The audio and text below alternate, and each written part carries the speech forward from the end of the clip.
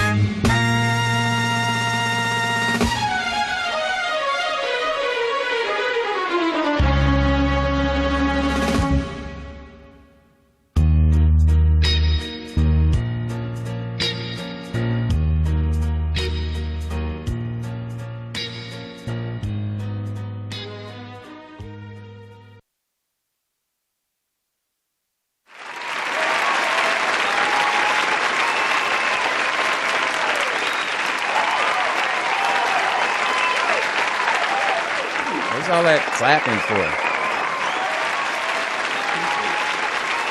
Thank you very much. Please. Thank you. No more. I appreciate it. Thank you. We love you too. I know you guys are excited because Dan is not here. Is that what the applause was for? Shout out to D. He hit me up, said he had a big time meeting, which I'm excited for. Happy for him. Homie, I don't know. You said I was too hard on him.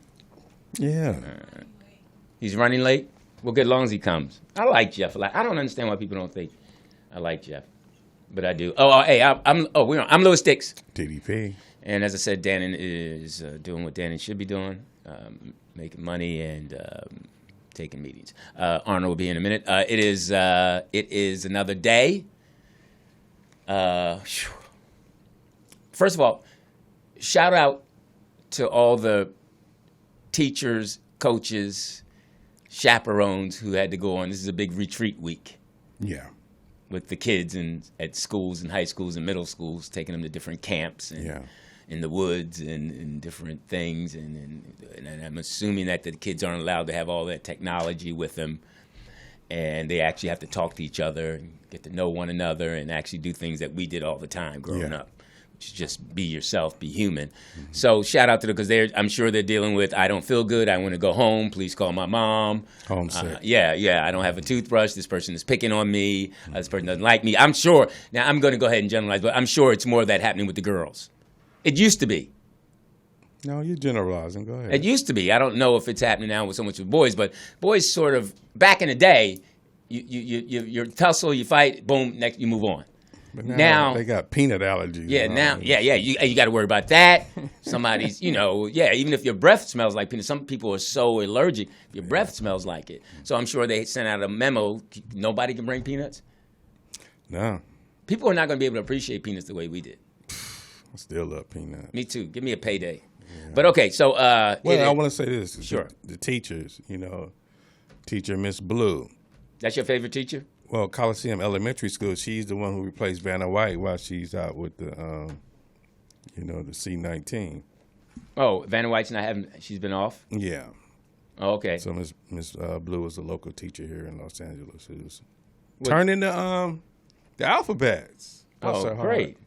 Good for her. It's funny. We'll wait till Jeff comes before we talk about week, but I had something funny happen to me. Well, let us be the judge of that. Okay, sure enough. I noticed something. Now, tell me if you noticed this, and then Boss Lady can chime in. And people in the chat room. Hello to the people in the chat room. Hi. Hope you're all well. Seymour and the family, and what's my man's name? Wonka Willie? Give us a couple of names in the chat room. Right Yeah. Some. Look at it. Y'all going to make me work. Yeah, her hair is like pulled back or something. Is that a barrette? That's a big barrette. Or kind of like that. You're going to make her talk. Okay. Hey, how are you? Well, first of all, hello. Hi. How are you? I'm great. We never really asked you, how was your week? You never ask me. I noticed. Wow. Yeah. So why not? You got high, and what else happened? I don't remember. Hysterical. I was in the Bay Area with my mom for her birthday. Oh, good. Happy birthday. You've been doing a little bit of traveling, huh? Well, I check on her every other week. You know, she's getting older and she needs, help. Absolutely. So we went to see the new Exorcist movie. Oh, you and your mom? My mom loves those kind of movies for some reason. Is she or you a shouter? Like, she took me, and the whole joke about it was she took me and my brother Curtis to see The Exorcist when we were like 5 and 6 years old. Oh, wow. To the drive-in? To the movie theater. Oh, okay, theater, inside. And soon as Linda Blair rolled her eyes to the back of her head, I started screaming, and my mom had to take me out of the theater, and I couldn't sleep with the lights off for like a year. Damn. That was still to this day the scariest movie I've ever seen. Absolutely. But the new one is not nearly as scary. Now they got 2 people in the new one. Is it 2 people? It's a black girl and a white girl. Oh wow, that's racist. Now, but here's my thing. I saw the previews. You see the previews? Yeah. And it's just hard to believe black people are scared. Because we just would not. The hell we go through. Yeah, I mean, because the dad, what the little preview I saw, the dad was, like, I got to save my daughter. And all that. We'd be like, nah, let's go, man. We out. I can't fix her. You go get the best pastor, but you ain't going to go back and forth. You ain't going in there 4 or 5 times. I don't know. I haven't seen the movie, but I'm just saying. Yeah, how many times are you going to go in the room? If your kid is out like that, how many times are you going in there? I don't care how much you love him. Do what you got to do. Not once? Yeah, maybe once. Right. I'm not. Well, one thing about the new Exorcist, Linda Blair made a cameo. And the woman who played her mother in the original Exorcist was also in it. Oh, wow. Okay. All right, cool. So shout out to everybody in the chat room. We got BM, David Bonner's in. Hey, Sheena. Sheena's in there. What's up, producer? It was Sheena's birthday as well last week. Hey, happy birthday, belated. Sheba Baby. Bobby Backwoods. Okay. I think that's L. Lacey, He Who Thinks, and that's it for now. Okay. Well, you could have said and many more and just kept going. Many more. Hilarious. Later on, about 25 minutes, 27 minutes, 30, whatever, 7:45, we'll have Screw. I don't know if it's ScrewRoy Rice. ScrewRoy Rice. Okay, very talented man. Out of Compton. He's going to come on. So we've been trying to get him on for weeks, and this was the week that he didn't have any meetings. So we're good with that. Yeah, if we would have known Dannon wasn't coming, we could have had him in studio. And I think he lives in Inglewood or L.A. He's local. Okay, yeah. Cool. Yeah, well, there you go. So Dannon. Well, I got a question about the movie. Who was more possessed, the black girl or the white girl?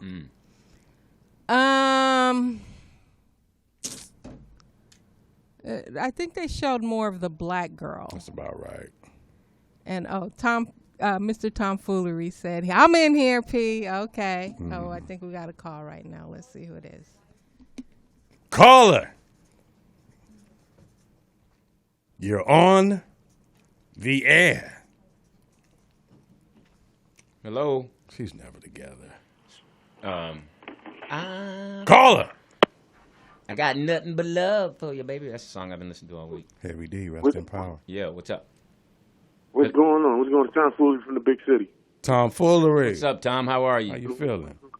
What's going on, Lou? I'm glad y'all came on. I got a question for you, Lou. This is a real question. Because when it happened, I was like, I ain't grow up with my father, right? So I was like, I ain't know who to really talk to. That's why I'm glad y'all got this show. For sure. And look, my son, he's home from college. Right? Mm-hmm. So it seemed like the past couple months since he's been home, it just feel like he's in my way. And I don't know if it's like that because he's been away for a while, but like I go to the kitchen, he's in the kitchen. I go to the second bathroom downstairs that I like to use personally. He's in the bathroom. It's like everywhere I turn, it seems like he's bothering me. Okay. I'm in the kitchen. I'm with his mom. This is why I got upset. I hope he don't listen to this show. No, he don't.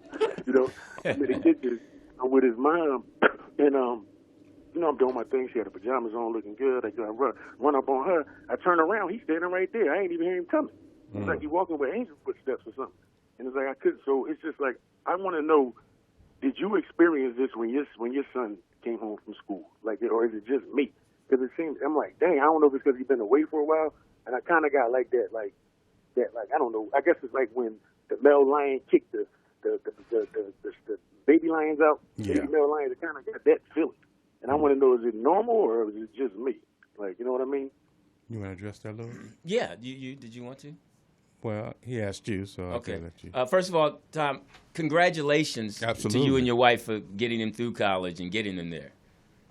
First and foremost. So congratulations. So you should definitely always lean on that that was achieved, and we'll go from there. Yeah. You're not visiting him in jail. You're not that. So now, then you start thinking, because I think of this all the time. What things did I not teach Lou that I wish I had? Things that he did learn that I know I would have never learned, and I'm glad he is. So he can. So when he does, if he falls and he has to get back up and land, he has some kind of base. Right. And he's not raggedy. So your kid's not raggedy. One of the main things is you have to realize that he knows. How old is he? He's 21. I'm sorry. All right, so 21. So the thing that he knows, and the reason he acts the way he acts, so comfortable around the house, because he knows you two love him. Is he the only child? No, he has a little brother and a little sister. Okay, and how old are the little brother and sister? 8 and 10. Okay, cool. So what you have to do, one of the things I would suggest is you now have to give him a couple male space. Like, yo, man, all right, this is going to be your bathroom. This is your bathroom. Designated area. Yeah, I don't want you in my bathroom or in mom's space. Don't ever come in there. This is your space. Because then it eliminates them. But I don't have this is yours. Keep it neat. Keep it clean. That's yours. Every now and then I might share it because it's as grown men, it's just you and I. We have to keep this space. It's your mom's crib. It's the little kid's crib. You and I are isolated to this. Yeah. All right? Now, as far as our room, your mom, no. You knocking every time. All right? Yeah. You knocking every Well, no, time. he know that. Okay, he cool. Know that. The situation with me and his mom, that was in the kitchen. Oh, okay. I ain't hear him coming. All right, I'm so so used to him not being there. It was just like, all right, so then you got your time. Then you also have to monitor, figure out his time when he's in the crib. That's easy for you. You know if he's at work, you know if that, da-da-da-da. The time he's lounging, you might can find something that you and him can go do, or you can go have him do. Again, that with the 8, because you're also going to have to tell him, give him the responsibility of your 8 and 10-year-old. Like, yo, man, I'm going to need you, man. I'm still trying to love your mom. I'm trying to keep this thing going. He understands that now because he's in relationships. So I'm going to need your help. I'm going to need you help with your brother and sister so me and your mom can go on a date. Me and your mom can do this. All right? Oh, yeah, he knew that. He knew that. Right, so just give him opportunities to do that, and then he won't have time to sneak up on you. All right? Yeah, he won't have time. So you got to monitor, because like someone told me, you're 10 times smarter than him. We got to keep that in mind. Sometimes we forget. Like, it's like playing with a 12-year-old. You know him. You know how they stand there when they want to ask for something? Like, they'll be like, leering over you, like, and then you just say it. Well, man, how much you need, man? Yeah. Whatever you got. All right, man, here you go, man. I know you. Look, I got you, man. My dad did that all the time. Yeah. I mean, it still does it. I got, whenever I need, he got me. Yeah. He can feel it. Just like they always say the mother can. We do too. You can read your son. You all right, man? Let's go for a walk. You cool? Because you got to say, I'm. The thing I'm not doing, which I wish I was doing more of, like Jeff is really stern about what his son, and I'm weak in that respect. Some dads are strong, or like Lou's mom is tough and rigid. I'm soft because my dad gave me a lot of space. He let me grow into me. But Lou and I are different. I want my son to be like me, but he's not me. Yeah. He don't think like me. So, but he's also ahead of me, as far as his education, the worldly things he knows how to do. Yeah. Okay, he's going to be okay. It's just a couple things I got to put in him now, which I'm having trouble doing. I'm having trouble telling him, hey, man, you got to be better. I'm really having trouble saying, you got to be better, man. I don't know how to get that through him. And it's bothering me. So we're all in the same boat. So congratulations, and keep loving him. And trust me, you know what's really going to get him going out of your crib? Is when he find a good woman. When he find a girl, he ain't going to be there no more. Yeah. As soon as he finds some. As soon as he finds, and tell him that. Hey, man, as soon as you find one, then you're going don't come up here acting stupid. Yeah. Don't come running up here at 1 a.m. and all that. If you can't stay at over our house at night, then get home earlier. But you can't be rolling up here at 1 because I worry about you. I got to know where you are. Well, I'll say this to that point. Thanks. Sorry about that. No, your son loves you, so he's an extension of you. He's on the same clock that you're on.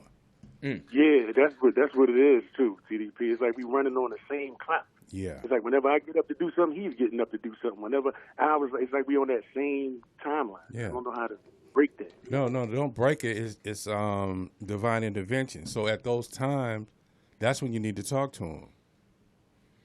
Got you. You know what I'm saying? Yeah. Those are times, like if he's in your bathroom or whatever, like, son, when you come out, I want to holler at you. You know what I mean? I got you. I'm saying the universe is putting that crossing our paths for a reason. Yeah, absolutely. But like you say, the adult lion get rid of the young lion, but this is a time for you to, speak to the young lion and teach him how to hunt, teach him how to take care of his family, what, he see you doing. Because if he didn't have no love for you, he wouldn't even come back. Yeah. Yeah, he'd find something. Yeah, you're right. You're his safe place. Right. He gets to spring off of you to be more man. Yeah, absolutely. Yeah. I mean, that's how that's why you give much respect to the brothers who didn't have fathers. Because when he went to college, he met a lot of guys who didn't have a father. Right. Yeah, he saw some truth. Yeah. So look, good for you, Tom. Great for you. I mean, sad part is you gave him a name Foolery. I mean, that was tough. Yeah. That had to be. He had a couple fair ones on that one. All I can tell you is take your cool water cologne out the bathroom and downstairs. Take your water. Say that again. Yeah, your cool water cologne. Hey, Tom, thank you so much for the call, man. We wish you the best. What's your son's name? What's your son's name? His name is Naeem. Naeem. Okay. Naeem Shadow. Yeah. Okay. All right, Naeem cool. Shadow. Take care, bro. Peace. You too. Thank you. Yeah. Yeah, just bonding time. He needs some more of that. I don't know how to spell Naeem. Nahaim. Nahaim. Naim. Okay, thank you, Naeem. Yeah, because I wrote Raheem. I'm Louis Dix. TDP. Danny Green's not here. It was Jeff. Did you call? Did he respond? He's running late. So Poetess said. Oh, how does she know? You said that with a lot of attitude. Okay. That's so funny. There was something came across that piqued my interest, right? And show you how I didn't know how Poetess felt about it. It's really funny because I texted her about it. It was kind of late in the evening. Yeah. And I'm chilling. I said, I sent her the breakdown of the show. Oh, okay. So it had someone called, I saw this girl speaking, Amber Cobra. Okay. And she was talking about how she was a rapper and how, she had hits, she was on tour, and then she stopped, and then she now makes a lot of money doing hair and all that. And I was like, and her name was Red Cherry. That's what it said underneath. Red Cherry. It was on Spectrum 1. It was local news. And I was like, I thought of Poetess right away. I was like, oh. So I wrote it down, her name. And then I said to Poetess, but I didn't tell her what it was about. Yeah. I was like, why is she on the show? I was like, she ain't say it like that. She didn't say it. She texted. And then I explained to her. She's like, oh, okay, cool. That's a friend of mine. Tell us. Yeah, she is a friend of mine. I just thought that if she was on the show, that she would have called me. Told me. Oh, okay. All right. Yeah. No, it wasn't like that. Did you That's think my I girl. knew her? I thought it was an interesting. That's why I was asking. Really, right? Like, That's what I figured. How would Lewis know? Cobra Red, yes. Cobra Red well, from the 5 Footers. I don't have a clue. Oh, 5 foot. But I knew you would. Yeah, I used to manage them years ago. But she's doing really well. I'm proud of her. That's what because I thought about you being a rapper and entrepreneur yourself and all that, and I just thought, wow. Definitely, she's I thought of you, and I was like, wow, this is information that we all don't know, which would be great. That Poetess can tell us about our little. I don't want to use their word, but something like our unsung. I want to think of another word, but our great artists that from the Bay. I mean, from Bay and from the West Coast. I think we can dab into that because that piqued my interest, and bam, boom, she managed them. Yeah. So if we could, if we all could do that, because the 5 footers, they was with Warren G, right? Yeah, they were with Warren back in the day. Yeah. Yeah, I have no clue. And they had a song off the Set It Off soundtrack as well. See, cool. Now, how was that managed? Did you enjoy it? To manage 5 females. I know it had to be like, wow. Whoa, yeah, it was a lot. Yeah, wow. So good for you. Congratulations. Yeah. So I was my week. How was your week? I'm alive. Oh, that's right. You took that from him. He let you take that, huh? Okay, so something interesting happened to me today. Mm-hmm. I at the school. First thing, I can't say it didn't happen at school. It happened somewhere else. I'll come back to that later. But I Off campus. Yes, saved a life. You saved a life, so to speak. Yeah. All I did was mouth, add the nose to nose. All right, let's continue. But all right, all right. Something interesting There's gonna be happened. a lot of air coming your way. Hang on. He saved 4 lives. Oh, you're okay? You need air? Okay, that's funny. So I was going to. That was quick, Poetess. That was quick. That was quick. Okay. Thank you. Well, it's blurry as it's my eyes. The fuck? Oh, let me rephrase. Sorry. Oh, you didn't look at it before you? What happened? What is it? What you Man, mine was blurry as shit. Oh, okay. Thought my eyes was going bad. Yours had a little shake ink on it. Well, Siri, you saved a life. Now let's get to it. No, I can't talk about it. That's what I just remembered, realized. Oh. Because it's that HIPAA thing. People know stuff. That ain't on you, Lewis. I know, but I don't want it to go any further. Okay, listen, I'll talk about it maybe at one point.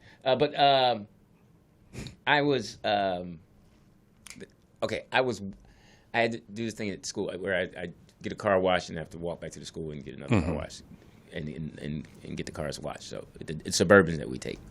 Yeah. So it's like a 4-minute walk. Mm-hmm. So I walk and I see Robert Ory in the car wash. Big Shot Bob. Yeah. So because it's so I see him and I'm like, Gracias. so he's like, he said, what's up? And hey, what's up? He said, what you doing? I was like, what you doing? I mean, evidently getting a car wash. I said, I'm getting the car wash for the team because they're going to be leaving this weekend. And he said, oh, okay. He said, yeah, because I was wondering because I saw you walking. I thought you was just getting your steps in. Hilarious. And then I'm like, okay, we're in a nice neighborhood, so he would think steps. And then I was like, if you in the hood, hopefully you think I need a ride. And I was like, Rob, you didn't even ask if I needed a ride. I wasn't getting walks in. I had to walk. Yeah. I had to. Sometimes people purpose. Right. People have to walk. And, but in that neighborhood, I'm getting my steps in. Which was hilarious. Right.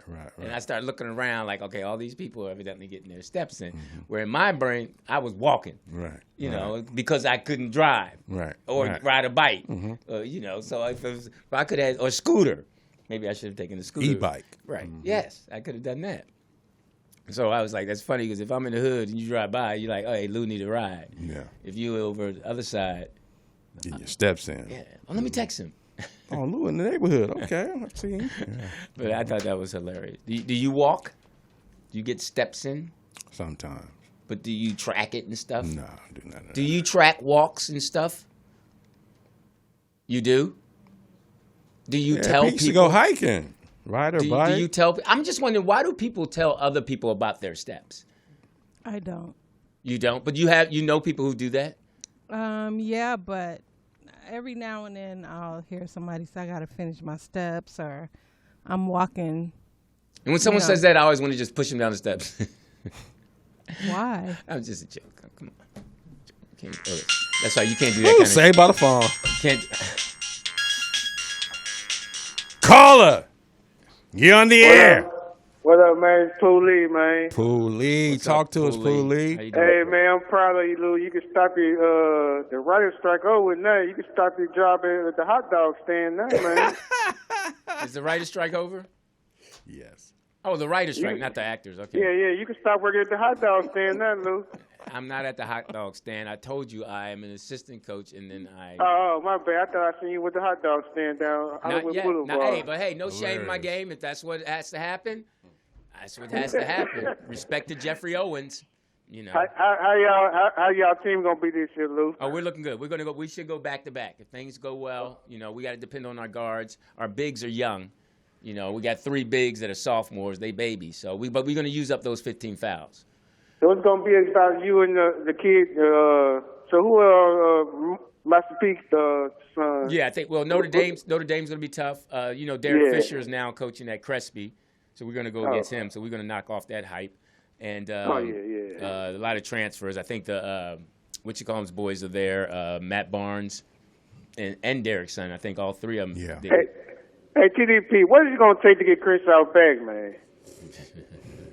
Hey, it's a new day now. And, I know y'all football just took over, bro. Now it's a football school. Yeah, it's football now. Y'all winning state in football. It's just like it didn't transfer, bro. That used to be Dorsey's lane. Yeah, that was Dorsey's lane and banning. It's crazy. It's crazy seeing Chris win state championships in football now. Yeah. That's a long time coming. Athletes, man. All you got to do is find a good quarterback. Now, Poo-Lee, I got a question for you. Since you're back in school, what's the energy of the students on campus? What is it like for you? Man, a lot of kids a lot of kids didn't like that homeschool stuff, man. They hated that, bro. You could tell, man. They wanted to be outside, man. Yeah. That homeschool, it wasn't working. Some kids would get depressed and it fuck up their mental just being in the house on the computer. Yeah. Hey, Poolie, what's one of your favorite parts of being around the kids at school and teaching them? Hey, man, teaching them about life, man. And they come back and tell me what I told them was real. Mm-hmm. They hit the real world. Good for you. Because I don't sugarcoat nothing, man. You know me. I don't sugarcoat it. I tell them how they're going to be in the world. Right. Now, let me ask you a question. Now, that's interesting. Now, maybe you can help me in this respect. Because you're around these administrators and all that, right? Yeah. You have to act a certain way, and where I am too, I have to act a certain way. And I made a note today, so maybe you can help me with your honesty. I made a note saying I really felt I didn't feel as strong as I should have felt in the area today. Mm-hmm. I felt belittled somewhat. I felt I had to play a game that I really didn't want to play. Yeah. And, I had to conform. Yeah, I had to listen to someone that didn't know what they were talking about. Mm-hmm. And then when I said, well, I don't think so. And then when I left out and came back, the other person who was cool with me, a minority, said that the person said, I don't know why he got angry for nothing. And I didn't get angry. Right. I just asked the question. I was like, getting along. Do you have to go through that? And how do you do that if you do? How do you handle that? You know me, I just be myself. They know me, you know what I'm saying? Because I'm myself. They know me. Mm-hmm. You just be yourself, man. You would be yourself, they know you.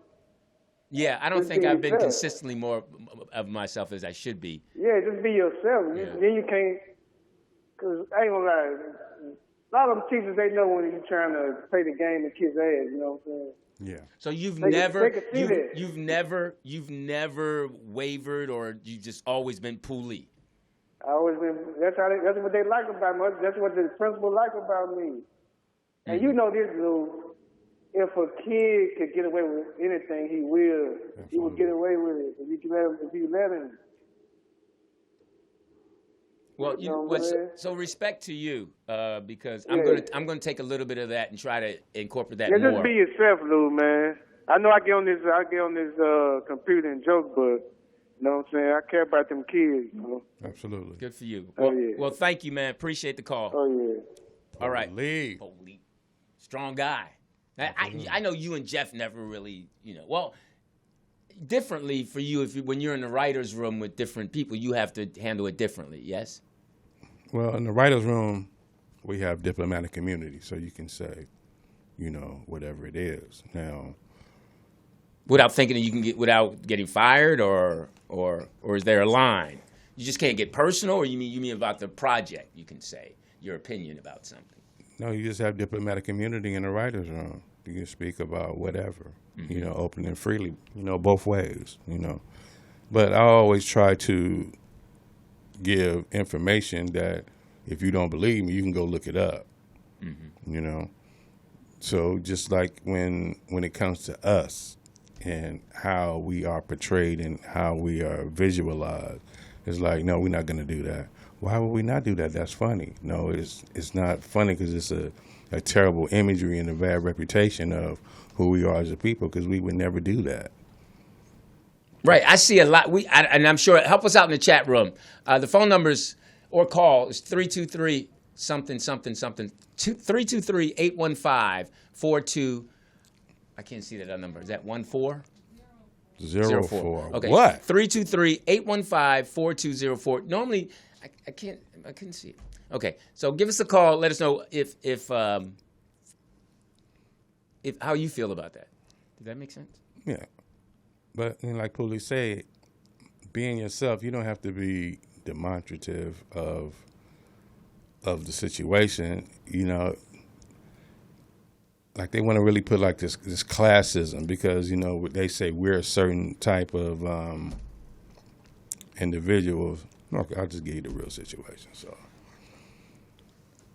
it's a scene that we're putting together, and I'm telling them, like, you know, that won't fly. So, you know, one of the gentlemen in there, he going to say to me, like, well, you know, I'm Jewish. And I said, well, you know, Judaism is a religion. That's not a nationality. So you saying that to say what? No, I'm just saying this. I said, no, well, Bernie Madoff, Jeffrey Epstein, and the other boy, they Jewish. So what are you saying? So you trying to tell us that because of a status that it has to be portrayed this way, because you're trying to make it like, okay, they're not taking over to your people, but we just trying to make you understand that this is how our people move.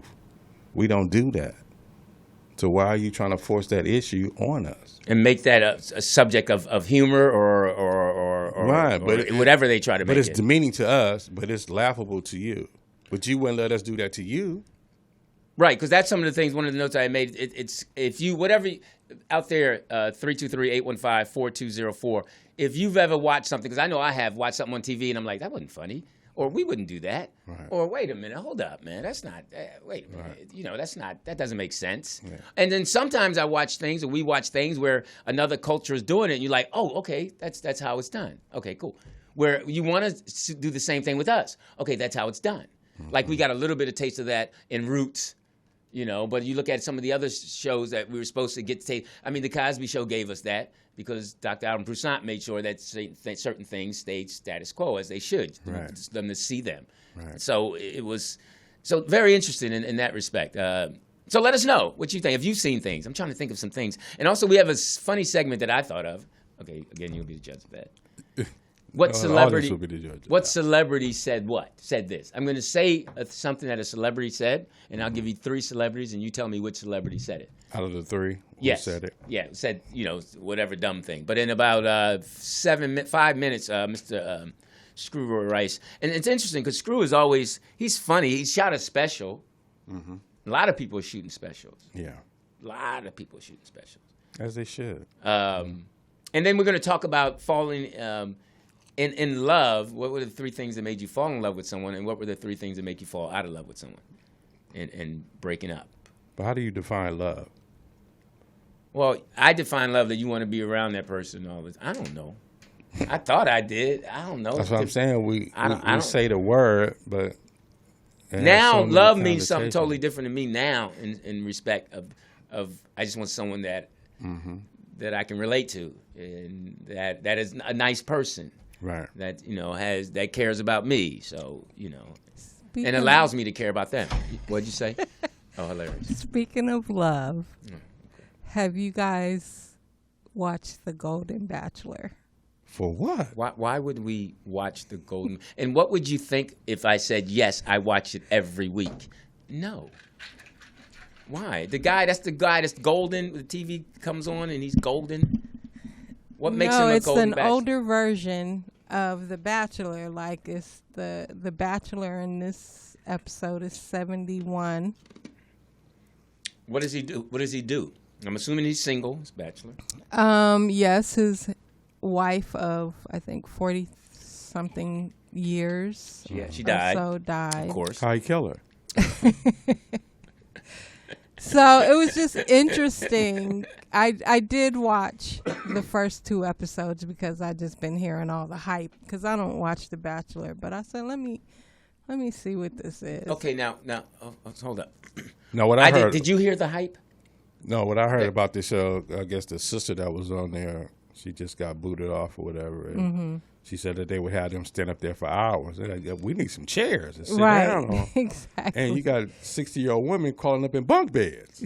Right. Oh, so now the women are Younger, of course. No, they're around the same age. They range from 60 to I think 70 something. And he's going to marry one of them. Yeah, well, that's the goal. Now he doesn't give him a rose; he just gives him dirt.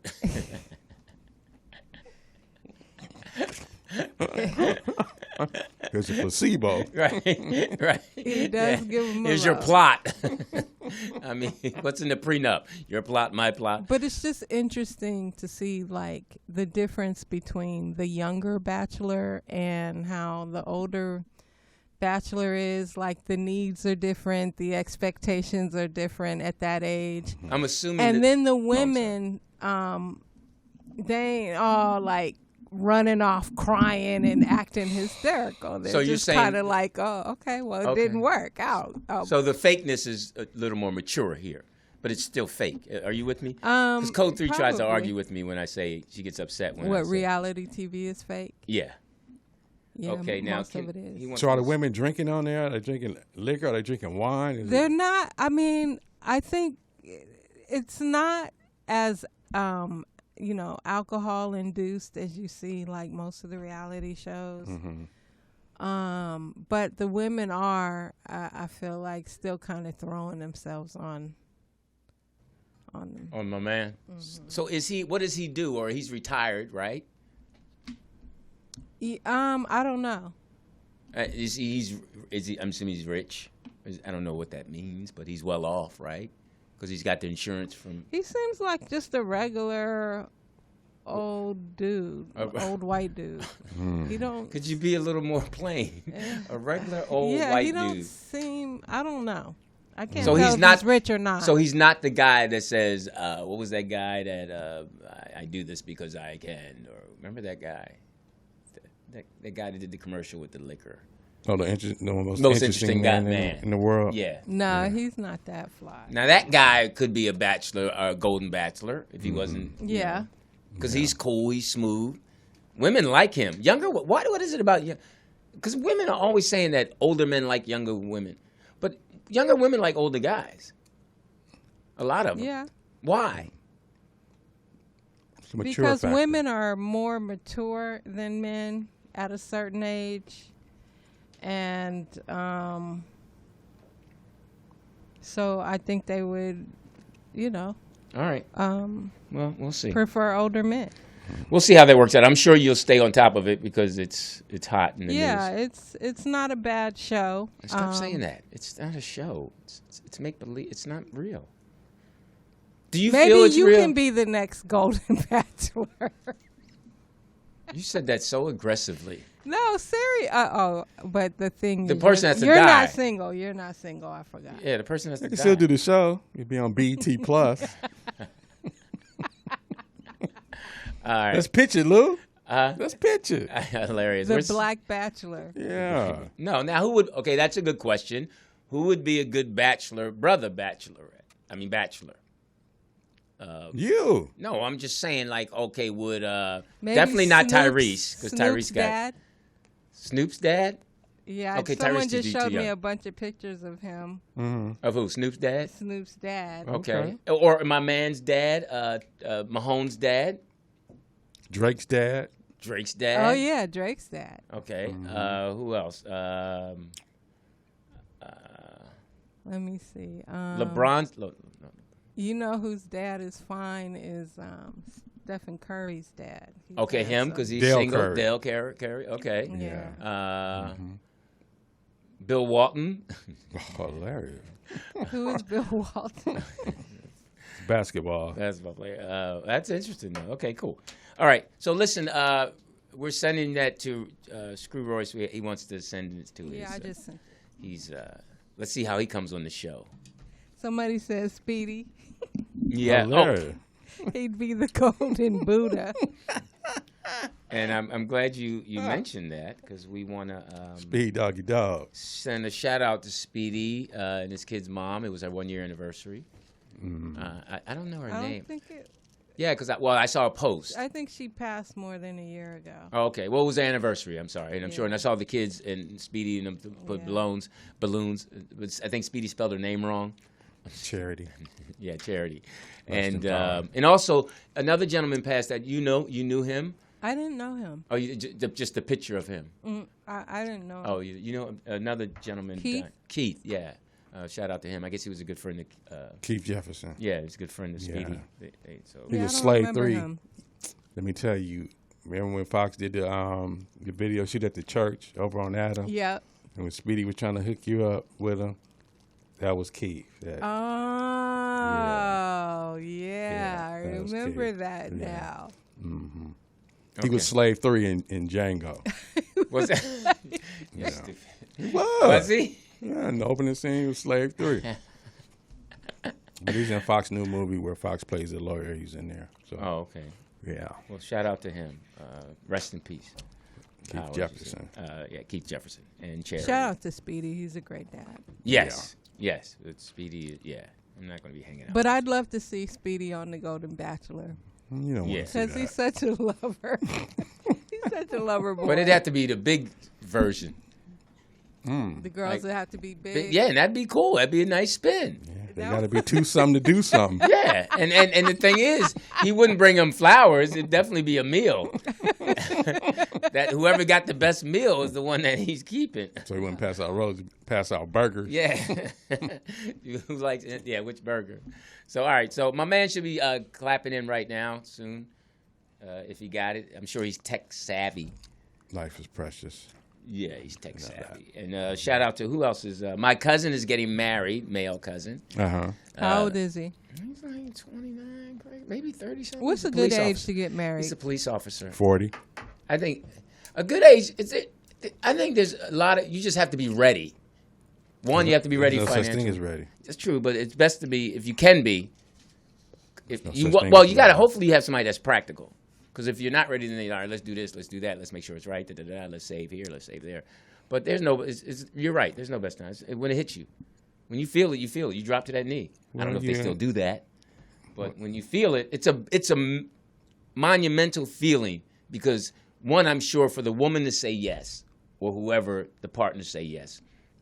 And the guy or whoever, they drop to their knee. I know that was a long drop. And I don't understand how people do it 4 or 5 times. That's why I say you got to be well off to do it 4 or 5 times. If not, then you in love. Well, yeah.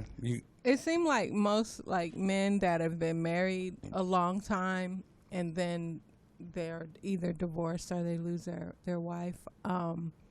They marry immediately after, within a year or so. Now they're used to being with someone, being married. Yeah, but. I'd love to be a widow. I think I could really do that well, be a widower. Yeah, I could do that well. I mean, I would, So what are you saying? No, I'm not. Louis? I'm just saying it's certain things you think that you could handle well. I mean, I wouldn't want the person to die, but if they did. That's... Yeah, keep talking. That's terrible. What? You want the sympathy of being a widow? Let's bring in our guest. Screw! All right. Hey, Screw, what's up? Welcome. Hey, is it ScrewRoy Rice? Ooh, yeah. Hello. ScrewRoy Rice. Where are you? You from Detroit, right? I'm from Compton.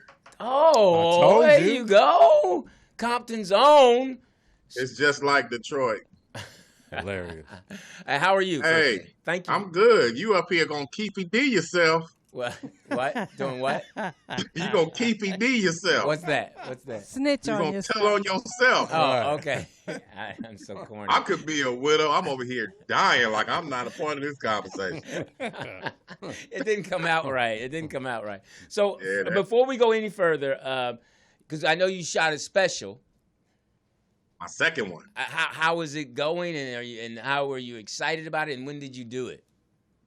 The first one I shot in 2017 at the Globe Theater in downtown LA. It's called Somebody Call the Cops. Mm-hmm. That one is still streaming pretty well. It's on Amazon Prime, Apple TV, Tubi, everything but Netflix. Mm-hmm. And my second one just came out this March. It's called I'm Grown Grown. I shot at the House of Blues in Houston, Texas. Mm-hmm. And it's on Tubi right now, but Peacock just picked it up. Nice. Cool. So. And TDP. What up, Screw? Let me. How nervous were you when you? Because I don't know how it came about when you shot your first special. Were you nervous? What were you nervous about? I was nervous about everything. You know, because you have a lot of unforeseens, and I didn't have a major corporation help me shoot it. Mm-hmm. Right. My close friend that I grew up with handed me the money, and she told me, she said, well, tell me what you need to do, and I'll get it done. And I knew all of the right people. I just didn't know how much power they had. So I got the theater for a good price. I didn't have to pay a bar guarantee. Then I had to make sure the comedians were paid. And, you know, we had a film crew. You know, this is my first time doing this. It's a lot. Yeah, absolutely. And we got screwed over so bad. I don't even think I should say the director's name, but he got a free check. Because he didn't direct shit. Yeah. Can I curse? I'm sorry. Yes, absolutely. Be you. Yes. He didn't direct shit. He was sitting back there at the Video Village just looking at me on stage, laughing because he got a whole bag. Wow. And then, you know, he wanted money on the back end, so we had to deal with that. Now, who hired the director? I don't want to say his wasn't name. you. Okay, it wasn't you then. Yeah. Wasn't me. The producers. The production company. No, I didn't have a real production company. So the people in the living room. I had people I knew that knew people. Right. And they said that they could do it, and I said, okay, get them. Hire them. And we'll figure out the logistics later. Yeah. And when you walked in the theater, you like, oh my God, woo. No. I had a 25-foot jib camera, right? Yeah. The motherfucker didn't work for 45 minutes. Yeah. So you got this big jib sitting up in the air.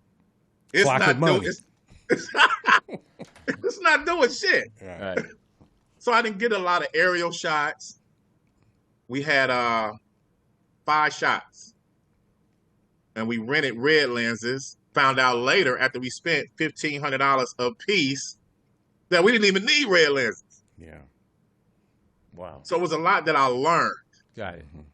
Because we got screwed over. And when I tell you I respect editors like more than the president.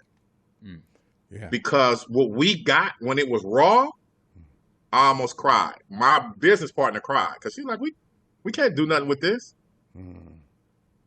But the editor fixed it. Yeah. Wow. So you did 2 shows? The first special only did 1 taping, 1 shot. Okay.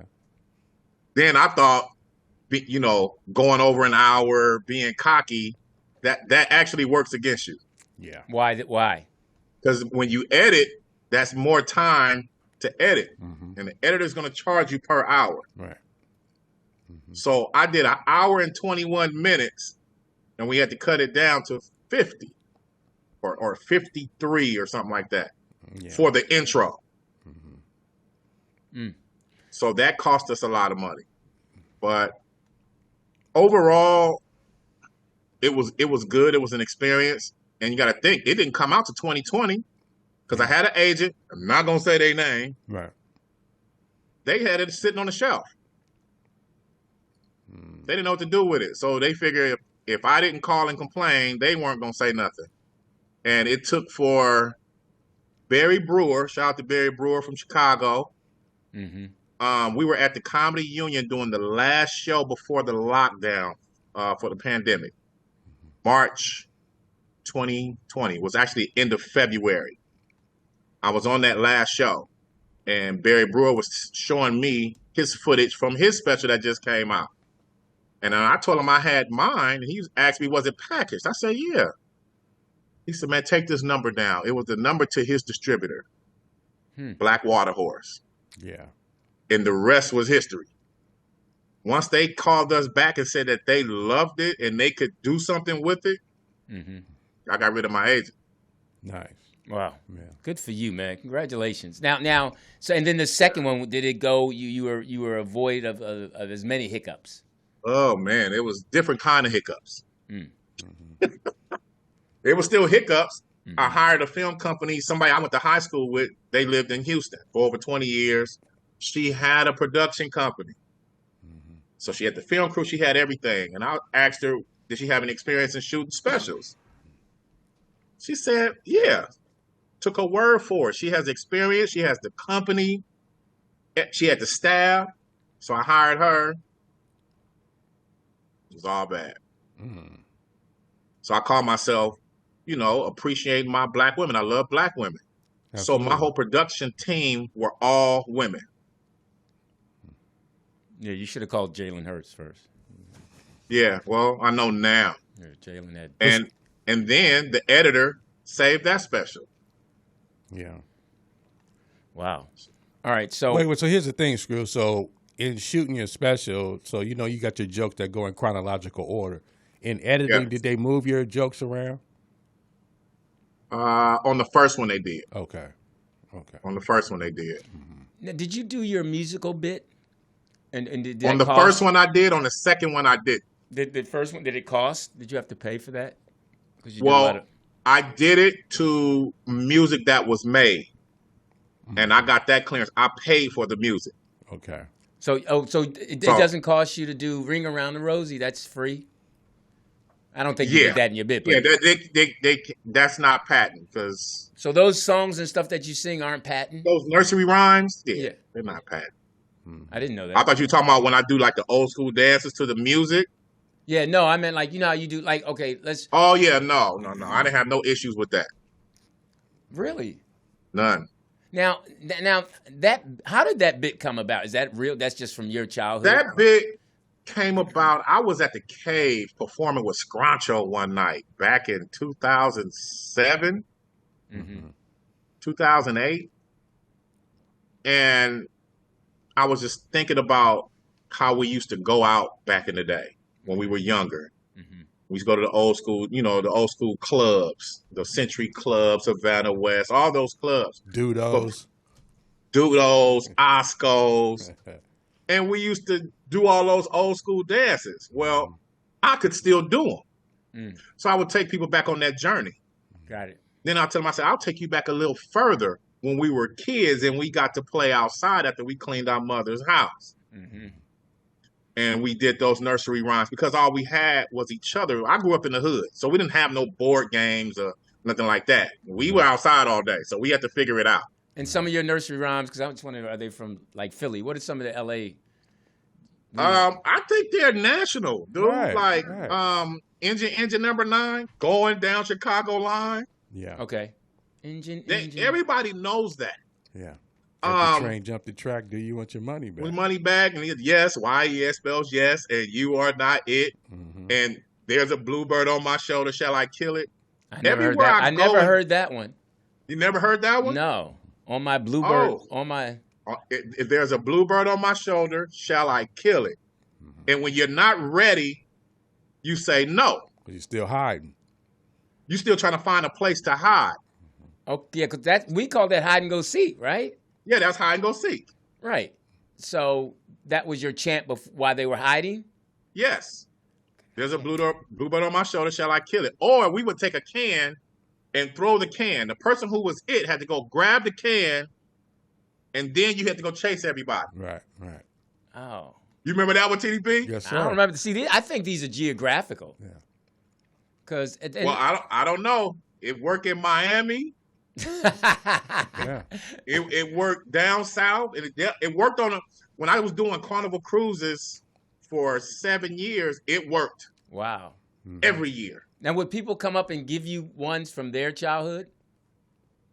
Yeah, they'll do what is that? What's the name of that train? Engine number 9.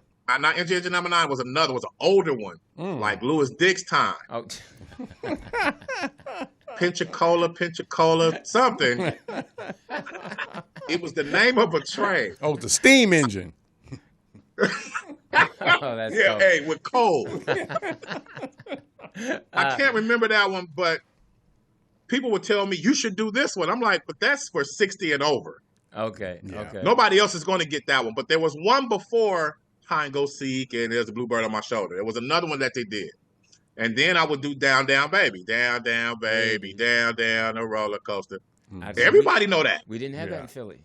You didn't have that in Philly? No. I mean, people in the chat room, let us know what yours were. I probably would have bombed in Philly. No, you wouldn't. No, you wouldn't. No, the rhythm, even if it's not the same song, is because we had Bobos. They make your feet feel fine. Bobos. They cost $1.99. Bobos. That was a Philly song. I know about that one. Do you know about that one? Yeah. Oh, okay. That was. And then did y'all play Hide and Go Get It? Yep, Hide and Go Get It. And so I would tell people when we got tired of playing Hide and Go Seek, what we changed the game to, and everybody screamed, Hide and Go Get It. Right. Okay. All right. Yeah. You're like Frankie. And I tell them, I said, well, I'm gonna tell on everybody right now because we weren't having sex, were we? No. We was just humping. That's right. And doing that humping sound. Yeah, I remember that one. Yeah. The crowd go bananas when I do that part. It's a wrap. Yeah. Now, does that play with white people too? White audience? Some white people. Okay. So I had to learn how not to rely on that joke as my closer. Per David Arnold, rest in peace. He told me, he said, one day you're going to do that joke in front of somebody and it ain't going to work. What are you going to do? Wow. Okay. And he told me this years ago. And I thought he was on some other shit. Like, Right. This nigga hating. He hating. See me out here ripping. He hating. Yeah, because I'm murdering clubs with that. Yeah. I remember. Hold on, let that breathe, because that was the truest from every cop. That is so. That is all of us in a nutshell. Yeah. What about tomorrow? And you just trying to live for that. You just with that raw. Hey, that's funny. Let me tell you the funniest story. Because I started at Regency West with the comedy guys, such as yourself and Lester Berry, Ricky Harris. Now Lester Berry is on his way. He's the pastor now, so he's really, on his way to hell. Yeah. Hilarious. No, so one night I had a good show because I started in 93. I think I had my first good show in 94. And I'm doing my little victory lap, getting off the stage, and I walk to the back. Keith Morris walks up to me and says, yeah, you was funny tonight. What about tomorrow? We almost had a fight at the Comedy Act Theater. Oh, my God. Because I thought he was hating. Right. I didn't understand that he was really asking me a real question. Right. Wow. And I don't know hate, but I'm thinking like, man, let me shine right quick. Right. Yeah. What about tomorrow? And that rang in my ear for years. And then I learned what that actually meant. You're only as good as your last show. Absolutely. Right. So you have people telling you, oh man, I killed 3 weeks ago. I'm like, ooh. What you do from 3 weeks to today? Right. Yeah, that's a big window in comedy. Now, do you find yourself able to have that type of conversations with these newer comics the way that you do all the time? But most of the time, I tell them to quit. Not enough room for you bozos. You tell them to quit. Yeah, some of them. Okay. Yeah. Man, when can I do your room? Nigga, never. Right. Why not? They come at you. Why not? Yeah. I didn't have so many why nots, like they be like just killing shit. Wow. So I tell them, I say, okay, I'll do a deal with you. When you go up at the Hollywood Improv, then come see me. Wow. So that'll dead the conversation right there. Right. Because they're not getting on there. Now tell people where is your room? Okay, so my room now, because remember I was at the French Quarter for 6.5 years, and they finally closed it and sold the building. So now I'm at Stand Up Comedy Club in Bellflower, right around the corner. It's at 9831, I believe, 9831 Belmont Street in the city of Bellflower, and it's every first Saturday. I'm trying to keep it every first Saturday, but it's kind of hard because now I have structure for my show. What I used to do is go in the club, cut the lights on, set the tables and chairs up, and put asses in the chairs. Right. Now the club is already set. Now I got to sell tickets online. Got it. And I got to sell 50% of the tickets, 2 and 3 weeks before the show. Right. So there are a lot of different guidelines and rules that I have to abide by now. So Gotcha. it worked. My last show was sold out. Yeah, they're doing a lot of good things at that comedy club. Yeah, they are. They're doing a lot of good things. So yeah, Larry Lala and all of them, and Larry Lala been selling out since he been there. Yeah. Good for him. And Spike, not Spike. What's his? Kyle Williams. Kyle. Williams Kyle's managing my show now. Oh, good. Nice. Good for him. He's a great guy. So listen, Yes, he is. hey, Screw, thank you so much. Absolutely. Again, for taking your time. Keep in mind, let's check his special out. I'm grown, right? Yes. I'm grown. You can Got to say it twice because somebody may forget. I'm grown on Peacock and Tubi, and then of course your first one, Somebody Call the Cops. You can catch that on everywhere except Netflix, Tubi, Right. and other ones. And of course, November 4th would be your next show, Saturday, right? Yes. At the Stand Up Comedy Club. So we'll go ahead and pump that next week. Thank you so much, man, for taking time out. Hey, bro. thank you, Lewis. Thank you, TDP. Wait. y'all, man. One question. Yeah. So in Compton, did you grow up on Lucy's and Bledsoe's? Well, it wasn't no Blessos when I was living in Compton. Blessos is new. It's new. Okay. But I still own the house I grew up in. We were going to Louis Burgers back in the day. Yeah. So I grew up on the east side of Compton off of Long Beach and Rosecrans. Okay. Right across from Lewis Park, right? Yes, exactly. Yeah. So they had 3 Louis Burgers. And whichever one you lived by, that's where you were from. Exactly. So I tell them, I say, man, I'm going to Louis Burger. They be like, which one? Right. That's very crucial. You better, because it's a matter of life and death. Yeah, absolutely. Wow, for a Louis Burger? Yeah. Chili cheese, The chili cheese fries with pastrami. Oh, it's over. Yeah. But you may lose your life. Yeah. For it. I done seen plenty dudes get jacked in the drive-thru, and I never got out of line because I already ordered my food. I'm like, hey, man, I'll walk up to the window and get my shit. I ain't got nothing to do with this. I'm hungry. Because you ordered at the thing in the back. Yeah, to the drive-thru. And then you pull up. Man. Hey, cats used to get snatched up out their cars. But you look at the apartments across the street. Okay, so my baby sister live in the white apartments right behind it right now today. Yeah. So back in the day, they used to hop that wall. Yeah. And them brown apartments across the street. Mm-hmm. Yeah, you don't want to mess around at that Louis Burgers. Yeah. The other one over on Alameda and Compton Boulevard, you had a little chance to get away. Right. Yeah. So, because it wasn't no houses like right there. So if somebody drive down the street and see you, they gonna bust at you. Right. On one on Bullis, they sitting on their porch like, no, this nigga didn't. Oh, he hungry. So let me tell you this: we going one day, we leaving the club. We was gonna go by there. God. I said, we can't go over there. He said, why are we hungry? I said, nigga, we in a blue car. You better knock it off. Yeah. Hey, you couldn't pull up in a gray car because gray is considered blue. Yeah, blue and gray. Yeah. Blue, gray, and black. All right, so you two should do a hood commercial for Louis Burger. For chili cheese fries. Louis Burger. And tell me what time to get there. Y'all be making an app. Right. Yo, homie, the Louis Burger Safe app. Your car is gray and it looks blue. I'm done. Hey, TDP, it burned down. What? They had an electrical fire. It just opened back up. Damn. They had an electrical fire. How long has Louis Burger been there? Oh, man, since the 80s. Yeah. Wow. Mm-hmm. Since the 80s. Wow. That was back when you get a hamburger special for $2.12. Hey, man, look at here. That's the only place where you can walk in at midnight. Right. It ain't just drive-through only. You can walk inside, but use your discretion. Yeah. Wow. All right. So I remember go you ahead. can sit down there and eat and watch the cars go through the drive-through like, oh, he ain't going to make it. Right. This is incredible. He ain't going to make it. Shout out to our, we're going to have to get Louis Burger to sponsor us. Okay. Hey, thank you so much, man. Much respect. Thank you for the memory. Hey, thank y'all, man. I'll see y'all soon. All right. Screw. Peace. That was okay. ScrewRoy Zoom. That was hilarious. Louis Burger. Huh? Louis Burger on Bullis, yes. And it's still open. Still open.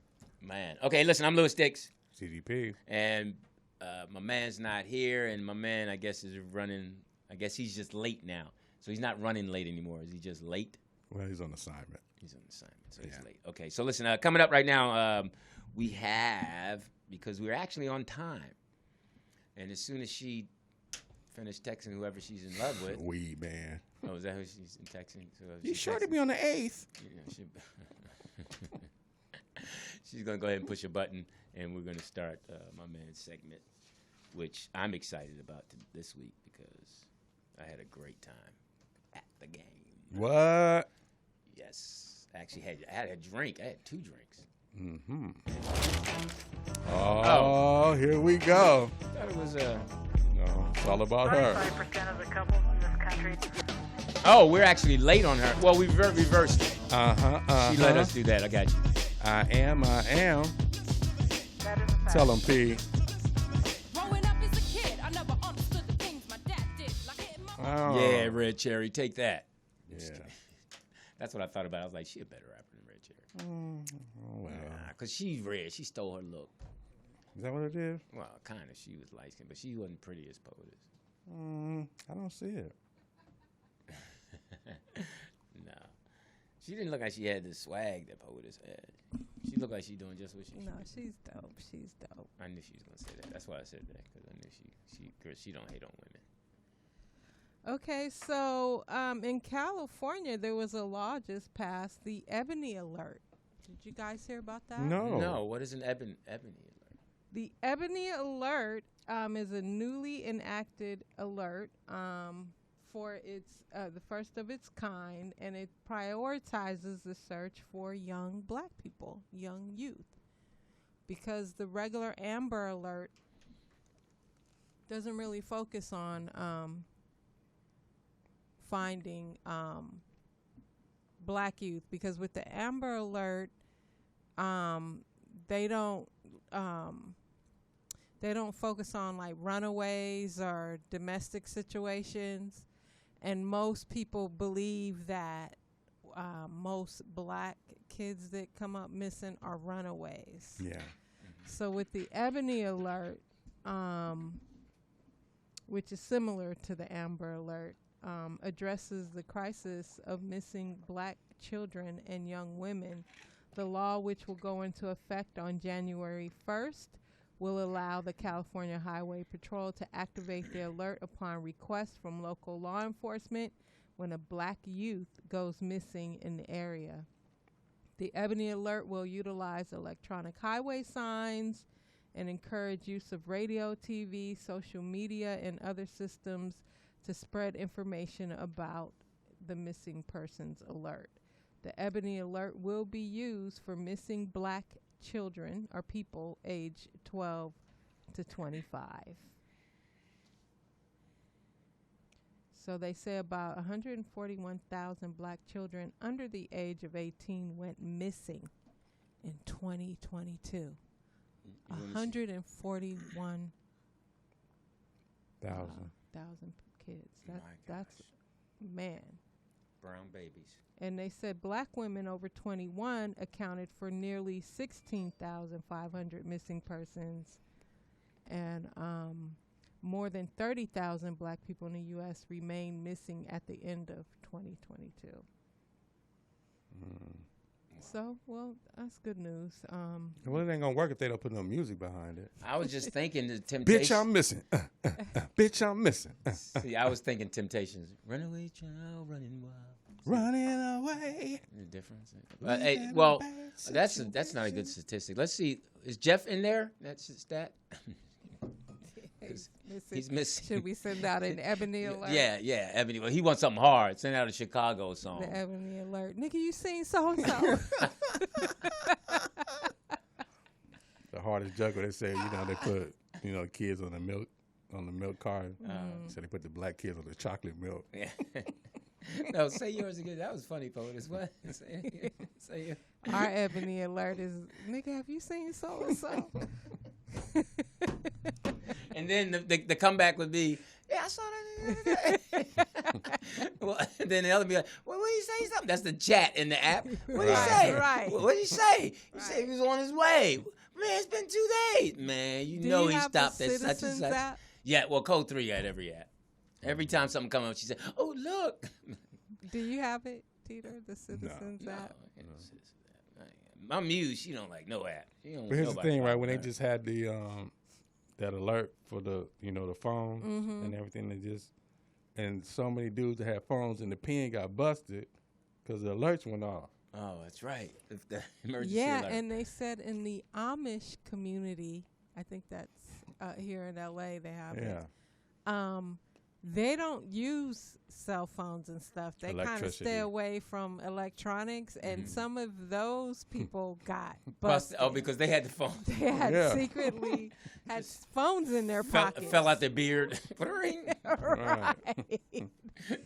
I can't talk right now. And then they say some women who have, or even cheating partners who have the extra phone. Yeah.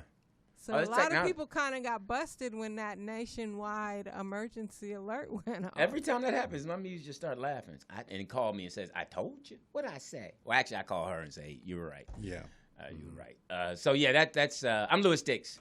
TDP. And, I'm the poetess, and I'm doing a poetess report. Oh, I'm sorry. Okay, so do you guys... You wasn't ready for that. I sure wasn't. Did you guys remember a story that was in the news about a week or two ago about the 104-year-old lady who skydived? Yes. I saw her on the news. She died. Oh, she was just on the news. Right, she died yesterday. Well, So Dorothy Hoffner... Hold on. I don't want to laugh, but she was 104. So she survived the jump, and then I heard she fell off the curb. How did she die? Well, I guess... they say natural causes. You Dorothy think? Hoffner, a 104-year-old Chicago woman whose recent skydive could see her certified by the Guinness World Book of Records as the oldest person to ever jump from a plane. She died... Drunk from a plane. Jumped from a plane. Sorry. She died Monday, and she actually skydived on her 100th birthday. So this was like her second time. But here, what's funny is here's the people at the Guinness Book of Records. Oh, okay. Next. They should still give it to her. She's still The one before her was 103. So she... Trust me, the person that's 105 is like, I'm good. No, somebody wants that record. That's funny. One day later, they couldn't give her a week. No, she didn't die a day later. I think it was a few weeks. Oh, because I was going to say, after she jumped, Laura's like, didn't I tell you not? Come here. Come here. Here. Well, good for her. What was her name? Dorothy? Yeah. Dorothy Clicked Hoffner. her heels 3 times, and now she's... Okay, Sherry Hey, I'm sorry. She probably was like, I was just up there. Why'd you send me all the way down here and then bring me right back up? I could have just stayed up there.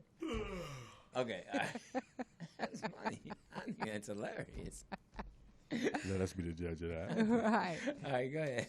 So Sherry Shepherd claims that she spies on her son with a webcam whenever he has girls over.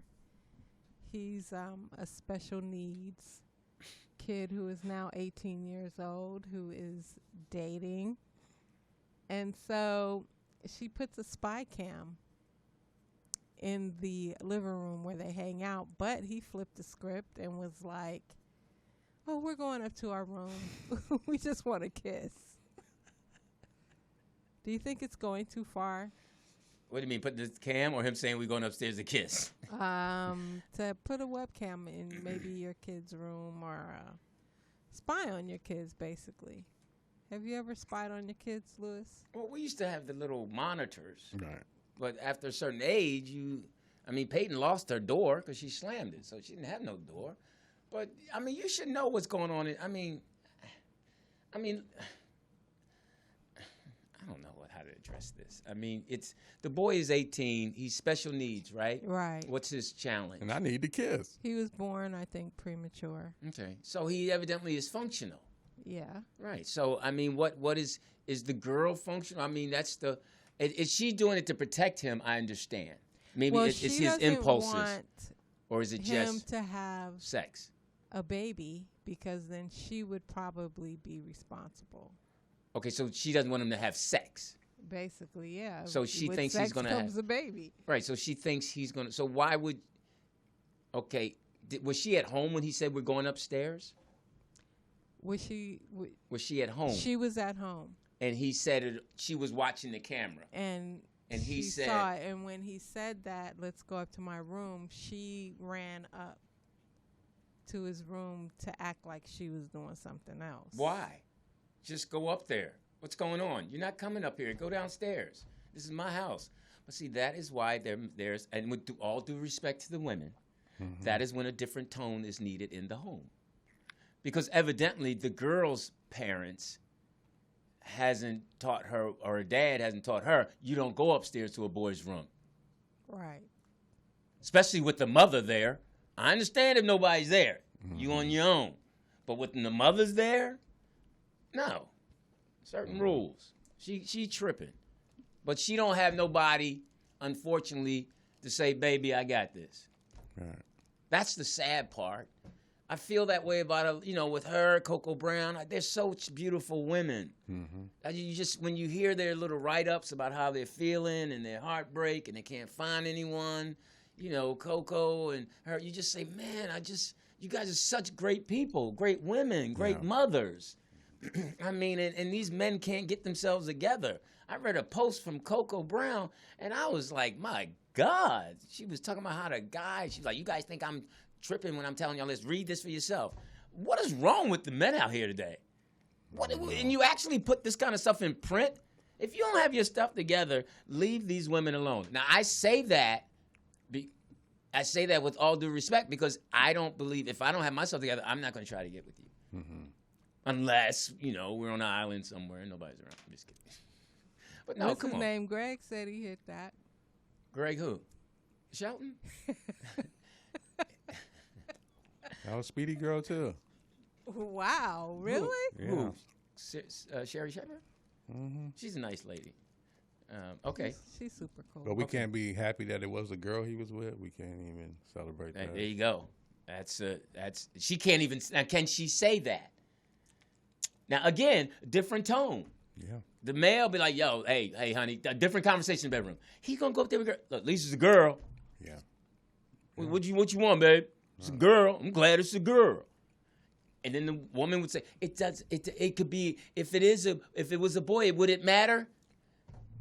But she didn't have a camera on her when she was growing up. So there it is. That's where we are. You got to have both tones in the home. It's nice if you can. And I'm sure there are times where you wish you did. So listen, we're still on the Poetess Report. No, we're not. We're on. What happened to the other story? Oh, the other story? Okay. You don't have to pull her arm, huh? Okay. I did have one more story. Right. Duh. Federal customs agents confiscate. Did I say it right? No. Somebody was roller skating. What happened? Confiscate. Is that? Lord, where is Jeff when we need him? Jeff. Confiscated. Giraffe poop from a woman's luggage. A woman claims that she had an Iowa woman, so I guess she might be white, who wanted to make jewelry from giraffe feces she picked up on a trip to Kenya and brought back to U.S. in her luggage. The problem with that was she surrendered the giraffe poop. They're like little balls. Mm-hmm.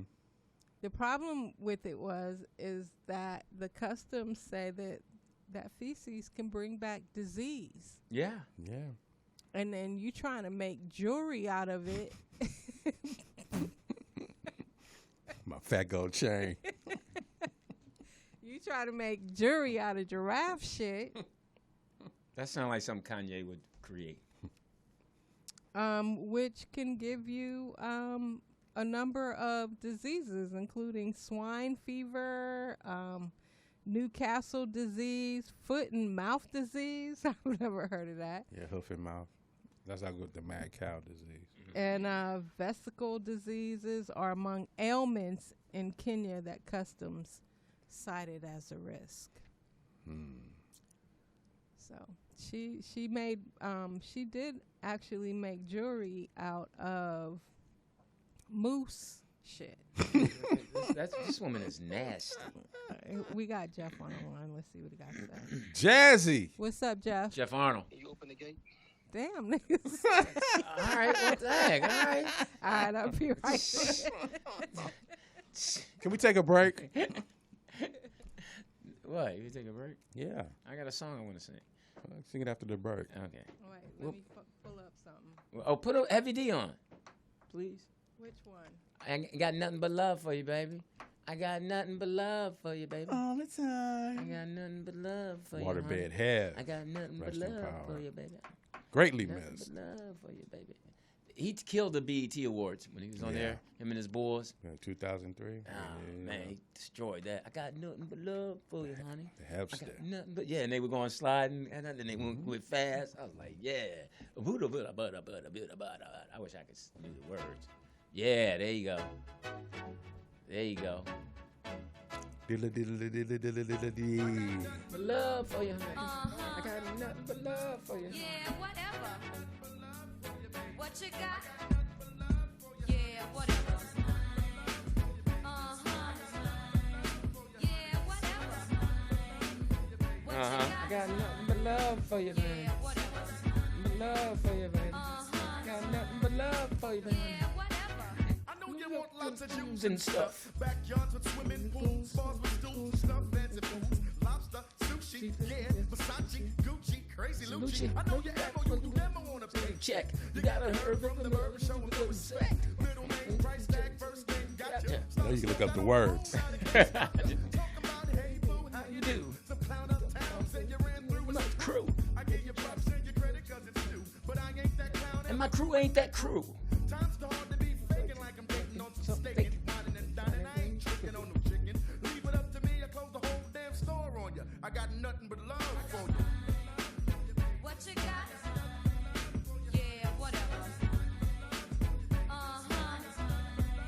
Yeah, whatever. What you got? Yeah, whatever. Yeah, whatever. I'm not your H-E-R-B, but I'm your H-E-A-V. Y-D, don't test me, don't ask me for nothing. For Nathan's, for Jack, for Dooley Squad. You can do me not. You plan on plot on who be hot and trying to hit the slot. I know you're low pro style, you're low ho profile. Kick a brother in the gut and then you smile.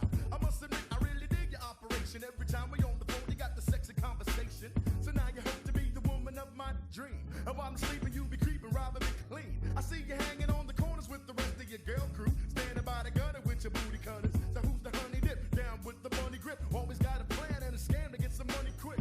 Always getting with the next man. The one with the checks and setting up a trap with the sex. What you got? Yeah, whatever.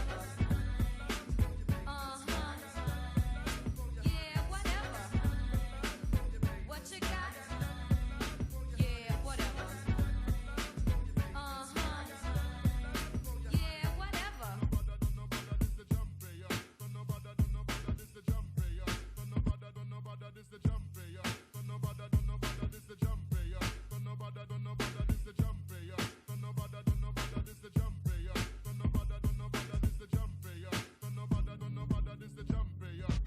You give me feelings like I'm dealing with a crooked hand. You got a grand from a man cause you shook his hand. You're well known in the streets and the gutters. So fly when you caught my eye, you made me stutter. You come around with your curls and your pretty pearls. Even been around the world, so you go, girl. But where's the love at? Tell me where's the hugs at? Acting like a rugrat, I know where you bumped at. Don't try to gas me, girl, I know the streets well. Your money hungry. All right, let's go, Poe. Oh, you tell him to call? You tell him to call? No, I'm saying listen. Jeff wants to reply. What you got? Yeah, whatever. If I knew how to spell reply, it'd be good. Oh, y'all didn't know I did his first special? No, we didn't know. We would have said something. I was about That's to why say. he was saying. I was about to I say don't you wanna should say. hire Jeff. I was going to say No, that. that's why he was saying I don't want to say who it is. Oh, really? Yeah. And he never paid me for it, but he says he doesn't know me because there was no contract, which there wasn't. But as he says with his comedy, you know, the last time I said something jokingly to him, He's like, you old motherfuckers be killing me with that bullshit. Quit All right. hating, motherfucker. Okay, here we go. I'm Lewis Dix. TDP. Jeff Arnold. So, Jeff, we were, for those of you who were listening, some people not, that Screw, when he was saying, I didn't want to say any names, normally we would have said, say names. And I actually was going to say, and I didn't, well, you should have hired Jeff. That's what I was going to say when you was talking about how this stuff was going bad. I was like, that's because you didn't hire Jeff. And then Jeff rolls up in here, hey, let's go. What's up? I want to reply. Well, he didn't, excuse me, that's me exaggerating. Jeff he brushed his hair first. Hair's always brushed. And then he said, hey, I want to reply. So evidently the person that he was replying to. Now, this was the 2017 or his latest. It went back to, Screw used to do a spot off of Imperial. Okay. Imperial, and I think it was Van Ness or something. Right. And he invited me there one night. Okay. And I went there, had a great set. And I'm just saying, disclaimer, I don't know if, because Screw really don't fuck with me when it comes to the comedy. Got it. So I don't know if he thinks I'm funny or not, but that's his opinion. And I respect that. I don't think if he, if I can, rock the crowd the way he, other motherfuckers do, so I respect that. So I know he don't fuck with me on that stand-up part. So, and that's all good. It's all love. I got nothing but mad love and respect for him. I think he's very talented. Yeah. So that night we was at his spot, and he had told me that he was getting ready to do his special. And I was like, okay, cool. Who's shooting it? And he's like, I don't know. He's like, you behind the scenes? And I was like, yo, I would love to. So he was like, all right, nigga, it's on you. Now, this was like 8-9 months prior to May, because he shot it in May. Now, this is the first one. Yeah, this is the first Somebody one. Called the Cops, 2017. Yes, Okay. This is the first one. Now, he shot it, in May, I think May 11th or May 12th of 2017. Right. Okay, so from the time we originally talked about it outside, he said that his manager was going to be in touch with me. Okay. So months had passed by up until the date. It was 2 weeks before he was getting ready to shoot his special. They got in touch with me. Oh, 2 weeks. 2 weeks prior. Okay. So me and his manager, we talked, and we was trying to coordinate, and then nothing really happened until like a week before, when we solidified a lot of stuff. So this was my first go around as trying to direct. Right. So, I'm like, okay, we need this, we need that, we need this, we need all that. So I was like, yo, we need a rehearsal date. So we're gonna be real about this shit. Right. Yeah, he got the Globe Theater, but he couldn't get in there until 4 o'clock or 5 o'clock. Yeah. His show was at 7. Yeah. So we had to come to some kind of compromise with the people at the Globe Theater to get us in there early. So you have to build a jib. You have to do all of this. You have to set up a video village and all that. And the director that he was dissing, for his information, that's an Emmy Award-winning director. That man continuously and constantly works. He did me a favor out of love at the last moment, because I didn't have the confidence that I have now to direct his show. Right. So I called him up and I was like, yo, can you do me a favor? And he's like, yeah. And I said, can I AD so I can learn from him? Because every time he directs and I stage manager for him, he brings me along and I learn from him. Yeah. So I was like, yo, can I just sit next to you? So with all that being said, nah, it wasn't, it didn't fall on our shoulders. This is what happens when you don't have a budget. And let's be real about it. He didn't have the budget. And this is what happens when you call in favors for people. Because as me and him, prior to that night, I did comedy we had a gentleman's agreement, which I thought. But now he said we didn't have no contract, which is cool. I'm not disputing it. I'm like, okay, so to me, that's like, you're not a man of your word. You're going to go back. Now you're going to throw a contract at it, which is cool. I ain't taking you to court because it wasn't no money. Yeah. First of all, that's why it's hard to do shit for black people. Okay, then let me ask. No, go ahead. I'm sorry. You're not done? I'm just saying, no. Okay. So I'm just saying, because when you do favors and you don't have a budget, the shit falls on you. They make it seem like, oh, the shit didn't go right because of this. No. This is what it costs. And as far as The red, lenses, that's for more like videotape, like VHS. Right. So yeah, when the director came in, no, we don't need that. So I'm gonna call in guys that I work with. He called in cameramen as a favor. Mm-hmm. He called them in as a favor to him to do this at the last minute. Mm-hmm. You know what I'm saying? Yeah. To come in there. First of all, his first special, he was funny as fuck. Yeah. But there was a bar. See, he's leaving out particulars of the story. There was a bar going across stage. So the jib had to shoot around that, had to come up over an angle because we couldn't move that bar. Mm-hmm. Or if we could have gotten there a day before or something. It was something that the bar was stationary or something that it couldn't be taken out. But if we had gotten there earlier, so it was just a whole lot of confusion. Mm-hmm. Okay, so did the jib sit there for 45 minutes? No. No. Okay. Okay, but the red lights, who ordered those? That's what he had at first. Who? Screw. So he you had guys a camera. didn't No, order. he had a camera crew. He had somebody getting ready to shoot it, but when I brought in the director, he was like, okay. When I told him what was going on, because for a week we were just on a phone conference, and we were just going back and forth, so we couldn't get everybody in place at one time. And as I was telling his manager, yo, we need at least 2-3 days, to shoot this, to rehearse and all that. Mm-hmm. But this is the problem that lies within. People don't think that. They think, oh, you're just trying to charge me, you're trying to overcharge me, you're trying to get over me. No, I'm trying to make your special the best it can be. Yeah, give it the best look. Mm-hmm. We can't come in 4 hours before you shoot. Right. We were still building when they was letting the audience in. We were still building Video Village. So everything is just like, okay, we got to shoot now. We got to shoot. So, and as far as that, yeah, the director, he's a professional. So he's like, okay, I'm doing this for love for Jeff. But when it comes out, I want a little piece of the back end. Which it's like residuals, mm-hmm. which they don't understand because that was his first production. So when you trying to do something and it's your first and you don't have the money and you don't have, the resources and you asking for favors and somebody's trying to guide you that knows what they're doing, but with the mentality, or some people have the mentality, I'm not saying he did, but some people have the mentality, oh, this motherfucker's trying to beat me, or he's adding this is costing me, this is costing. No, this is what's going to make your production a lot better. I've been in this game a long time. Okay. I know what the fuck I'm doing. So now, interesting, so he said it was his first go around. Yes. Which he learned, and you said it was yours. Yes. Which you learned, so...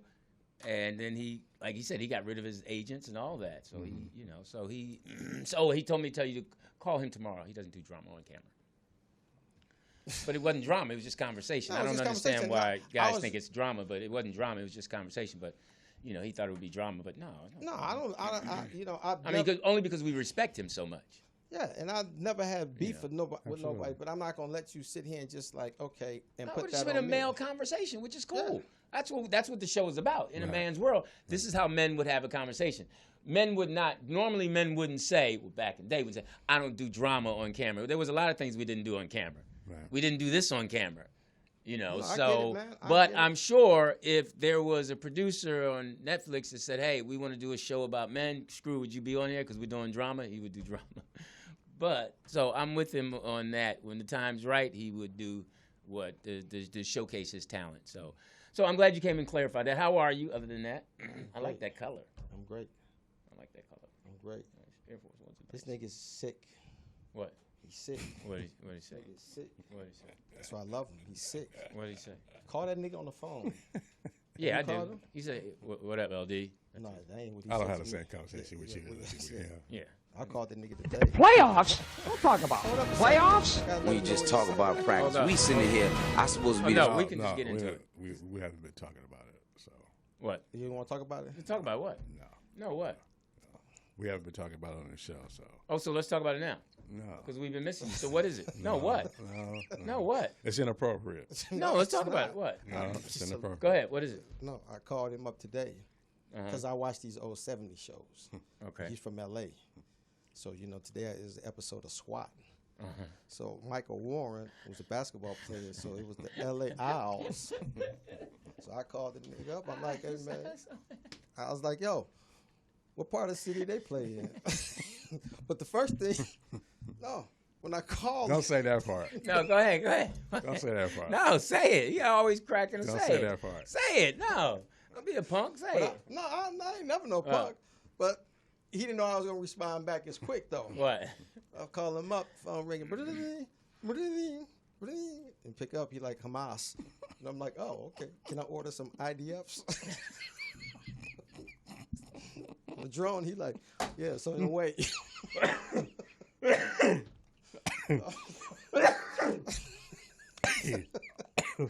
I'm like, I dropped the phone. Nigga. No, it was a Hamas hotline. I was like, hey.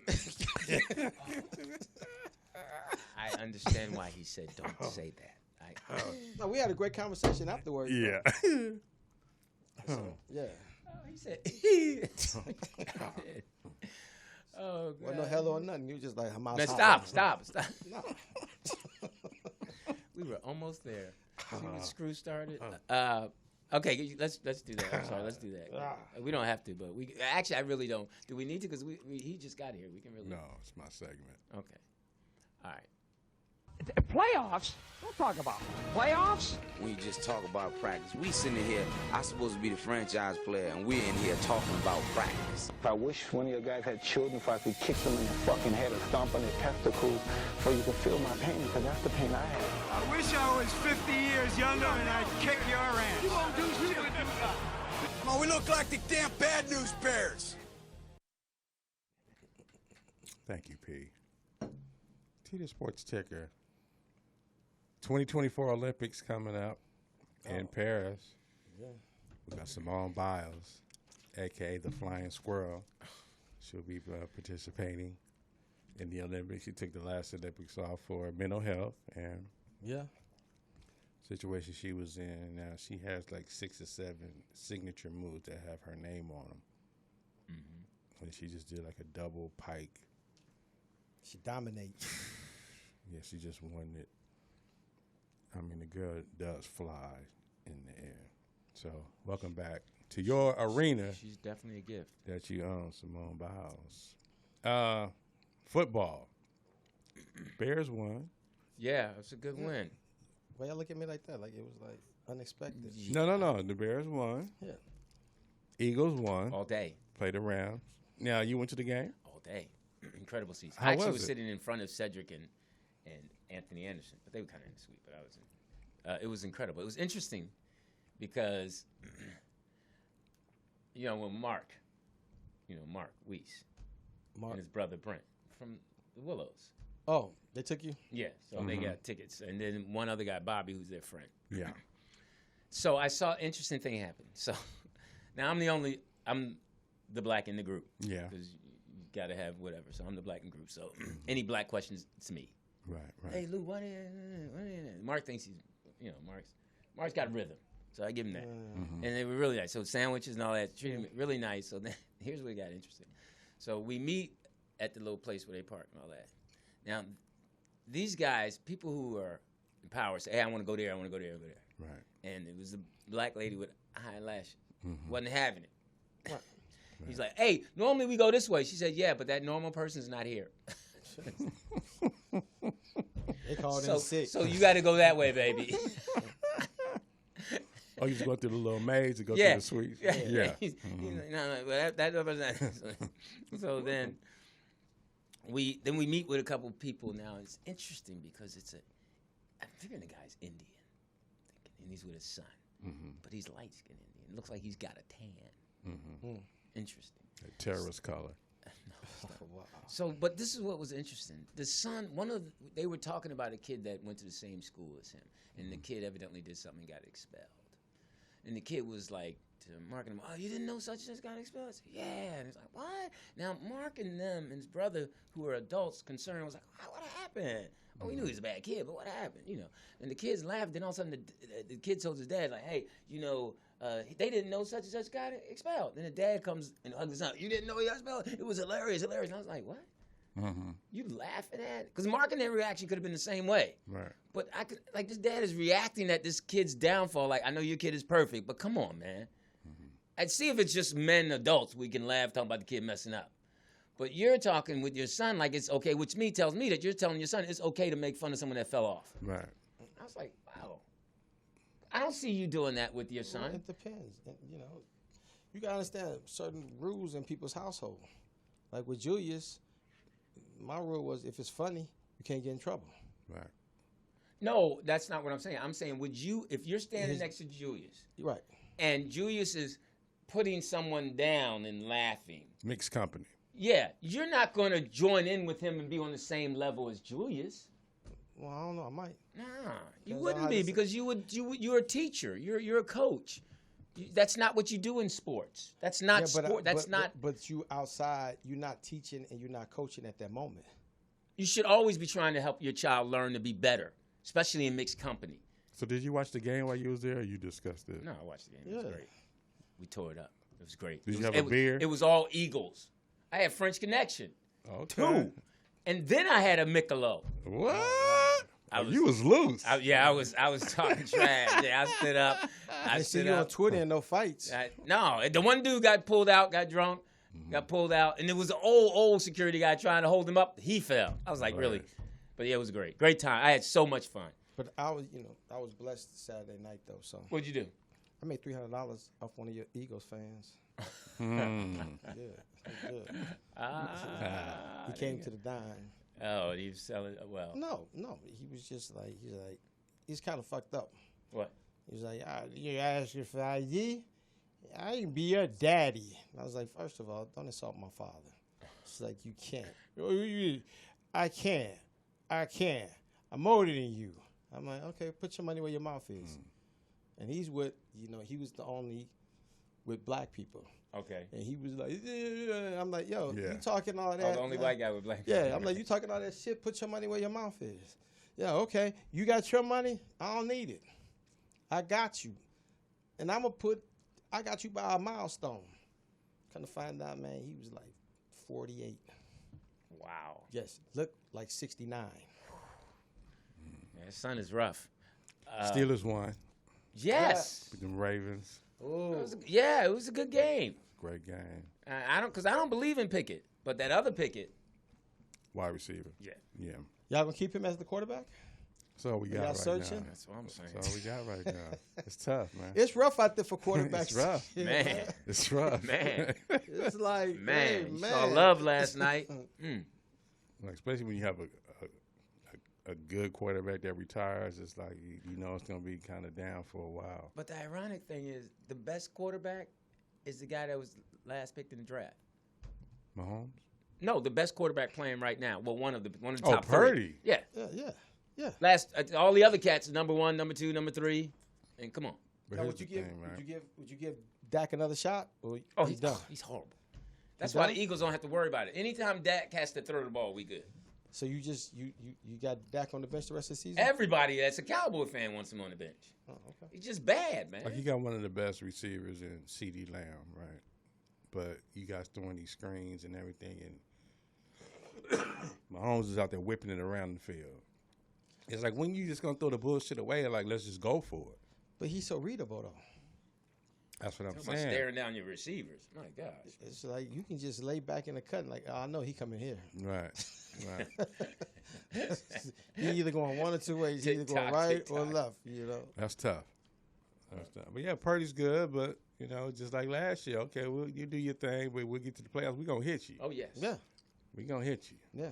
We'll take that 15-yard penalty. We'll get somebody ejected, but we're gonna hit you.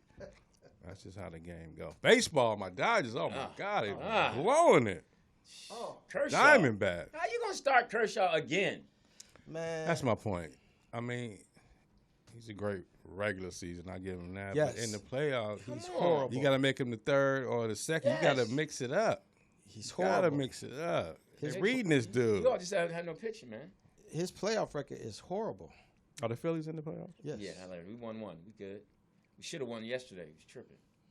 Chicago Sox, Cubs in it? No. No? Y'all didn't make it this year? No, the only closest they came is the Twins looked like them in their uniform. Yeah. Like Yeah, you saw that. Yeah. We would have had that wild card, but we lost the last game. Yeah, so. Now let's go to the real situation here. The hate in the game. College football. Deion Sanders, a.k.a. the thug coach. Oh, somebody said that? He's the thug coach. What he on his son? Quarterback, Shedeur Sanders. He's the quarterback. Why the labeling? Because that's how that allows people to see a mass of them to see it that way. Can't just say quarterback because then they got to look at him as a quarterback. You got to have that. What is that? What is that called? Is that a verb? It's descriptive, right? Mm-hmm. Right. So fat quarterback, bad quarterback. Yeah. So that's that verb. Now they didn't put the Coach Prime rule in. You know the players can't take pictures in front of expensive cars and all this stuff when you have NIL deals. They can't do that now? Yeah, they saying like they're using that for illegal recruiting measurements. So they throwing that wrinkle in the game. Well, see, knowing Deion, he'll mess around and just pimp out a truck and say, all right, how about the pickup truck? Yeah, but they sent them one, the sponsor, a little cart. Yeah, he got a Rolls Royce Culligan. Oh, Culligan. For the cart? No. What is that, a car? Yes. It's a Rolls Royce truck. That's what his son rolling around on campus. Oh, I was just joking. I didn't know it was Rolls Royce truck. Yeah, Culligan. Oh, yeah. I've never heard of that. Tom Brady was like, yo, stay out the car and stay in the film room. Yeah. Okay. Stay out of that car. Stay in the film room. Right. Oh, yeah, and then I heard him talk about how, Tom, you got one. Yeah, but I mean, that's, and his son is worth like, right now with the NIL, like 11 to 12 million. Yeah. Good for the young man. Doing it. And that was TD Sports Tick. Did you hear? Get it together. This is what she Couldn't do. hear myself. That's the boss. Did you hear about all the stuff that he's trademarking? Yeah. He's trademarking bull junk. Does he say that? Yeah. And I heard he's trying to trademark fuck around and find out. I don't know. Can you trademark that? I guess he's going to mess around and find out. They got a YouTube channel, so. Yeah, Well Off Media. But one of the, I would call him a bodyguard, had that shirt on while they was walking and took a picture of it. So, I mean, everything you can license now, So they trying to beat him to the punch, and then the reporters are telling him, well, you should trademark this. It's still available. Yeah. So. Wow. Hey, okay. So I'm Louis Dix. TDP. Jeff Arnold. We want to.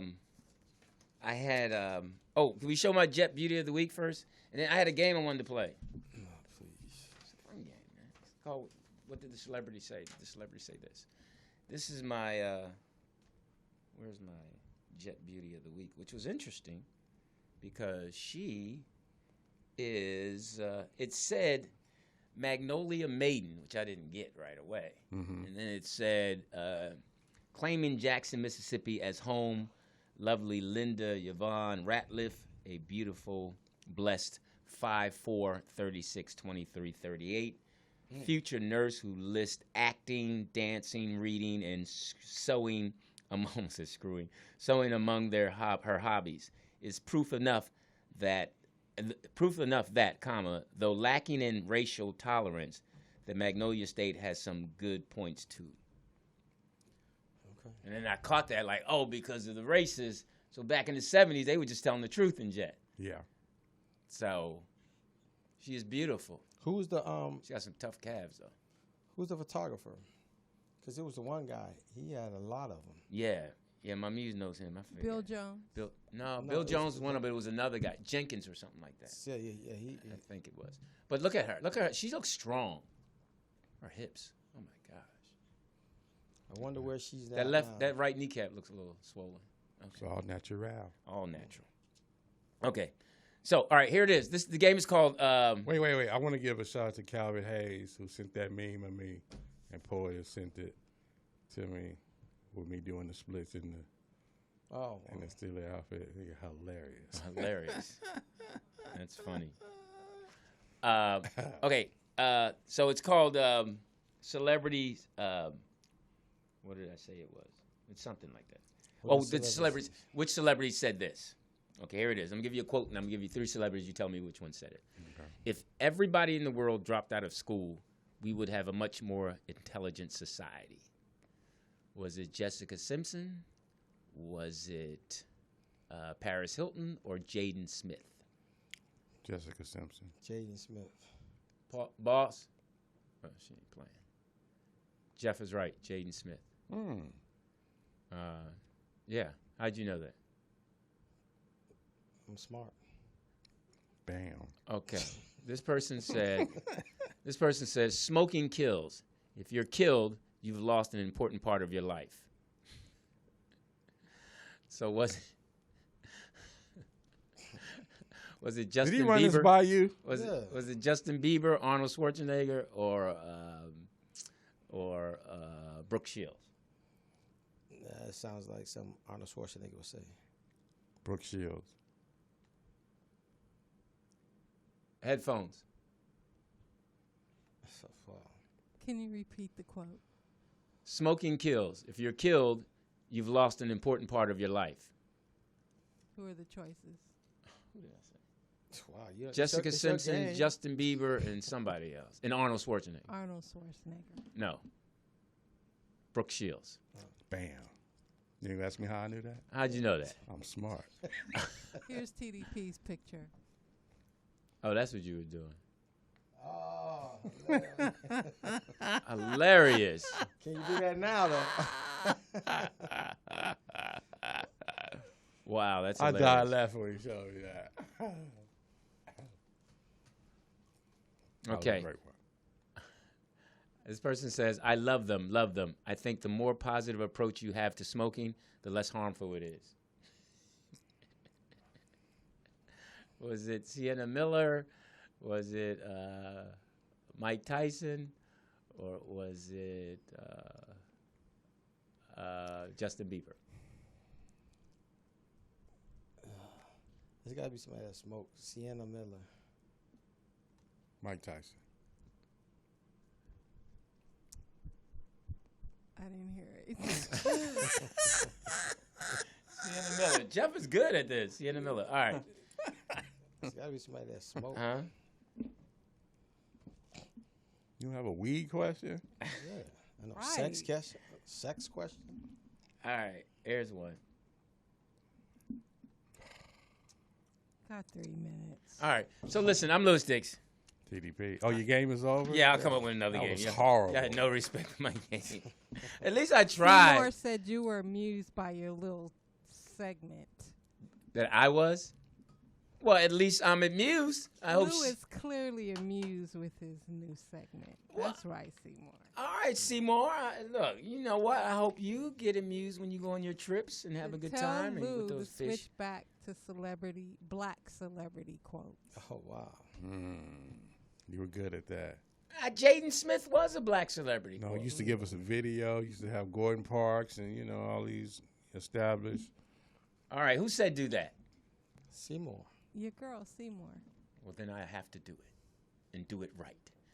That was the worst segment I've ever heard. Man. Really? Okay, so I challenge you to have a segment next week. Because you didn't have it. It didn't You seem didn't have your shit really together, prepared. Right. It was. I had the 3 people. No, you didn't. You had to write. You didn't write it down. You had to scroll through it. Then we can't remember the names. You know, no energy to it. All right, I will do it again next week, and I will make it better. You didn't have an intro for it, and you just doing it on the fly. Or nothing. All right. So what was the other one that she said I should do? Kill yourself. Yeah. Do that. All right, I'll come up with it. You come up. Get a better. For you and for me and the entire human race. There's a knife you're missing. There's a knife you're missing. And I got that thing anytime you need it. Yeah, put the pistol in your mouth and do God's work. What would you do seriously, what would you do if that happened? If something happened to me, you'd be so sad. I say about time.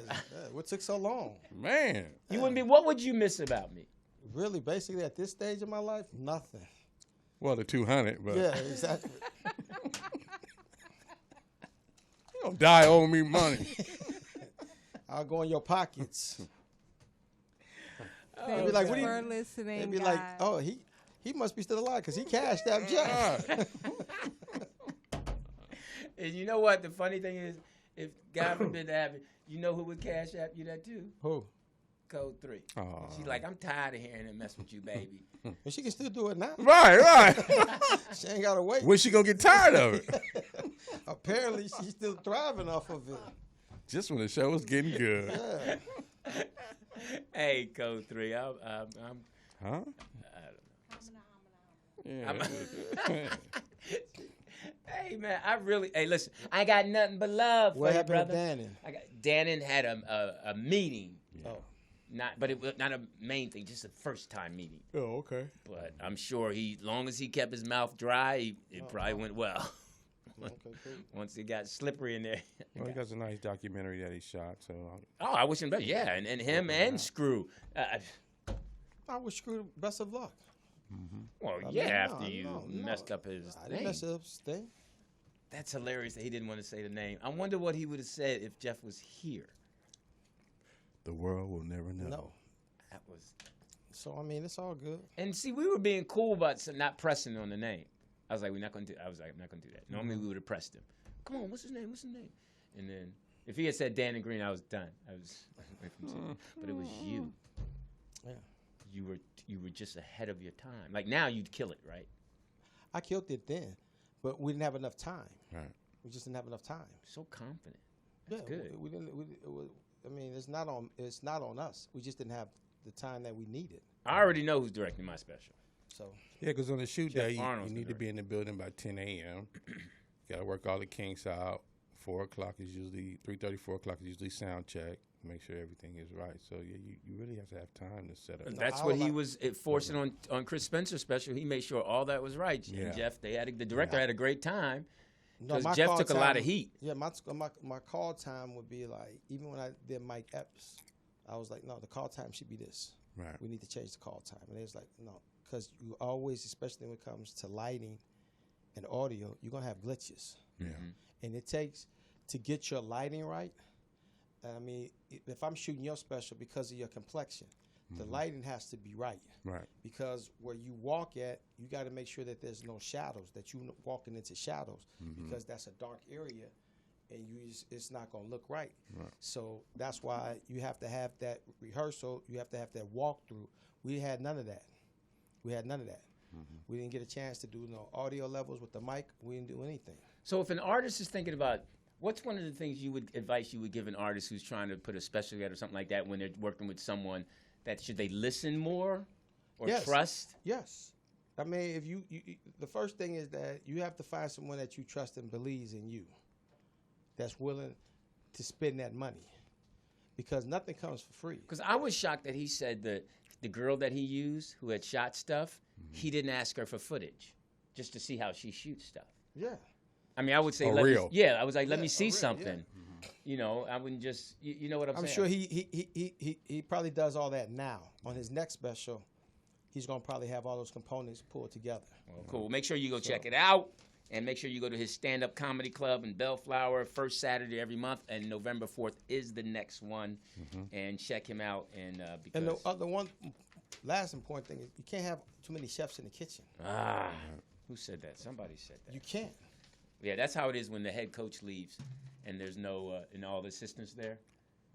Everybody wants to be in charge. Yes. And he's like, what are you talking about? Well, let's do this, let's do this, let's do that, let's do that. Man, what are you talking about? Let's just do what we're supposed to be doing. Hey, thank you very much for tuning in, guys. You didn't thank the callers. Yes, I want to thank, can someone else do it? No, that's your job. You had a terrible segment. Make up for something. I want to thank all the callers. Please push that like button.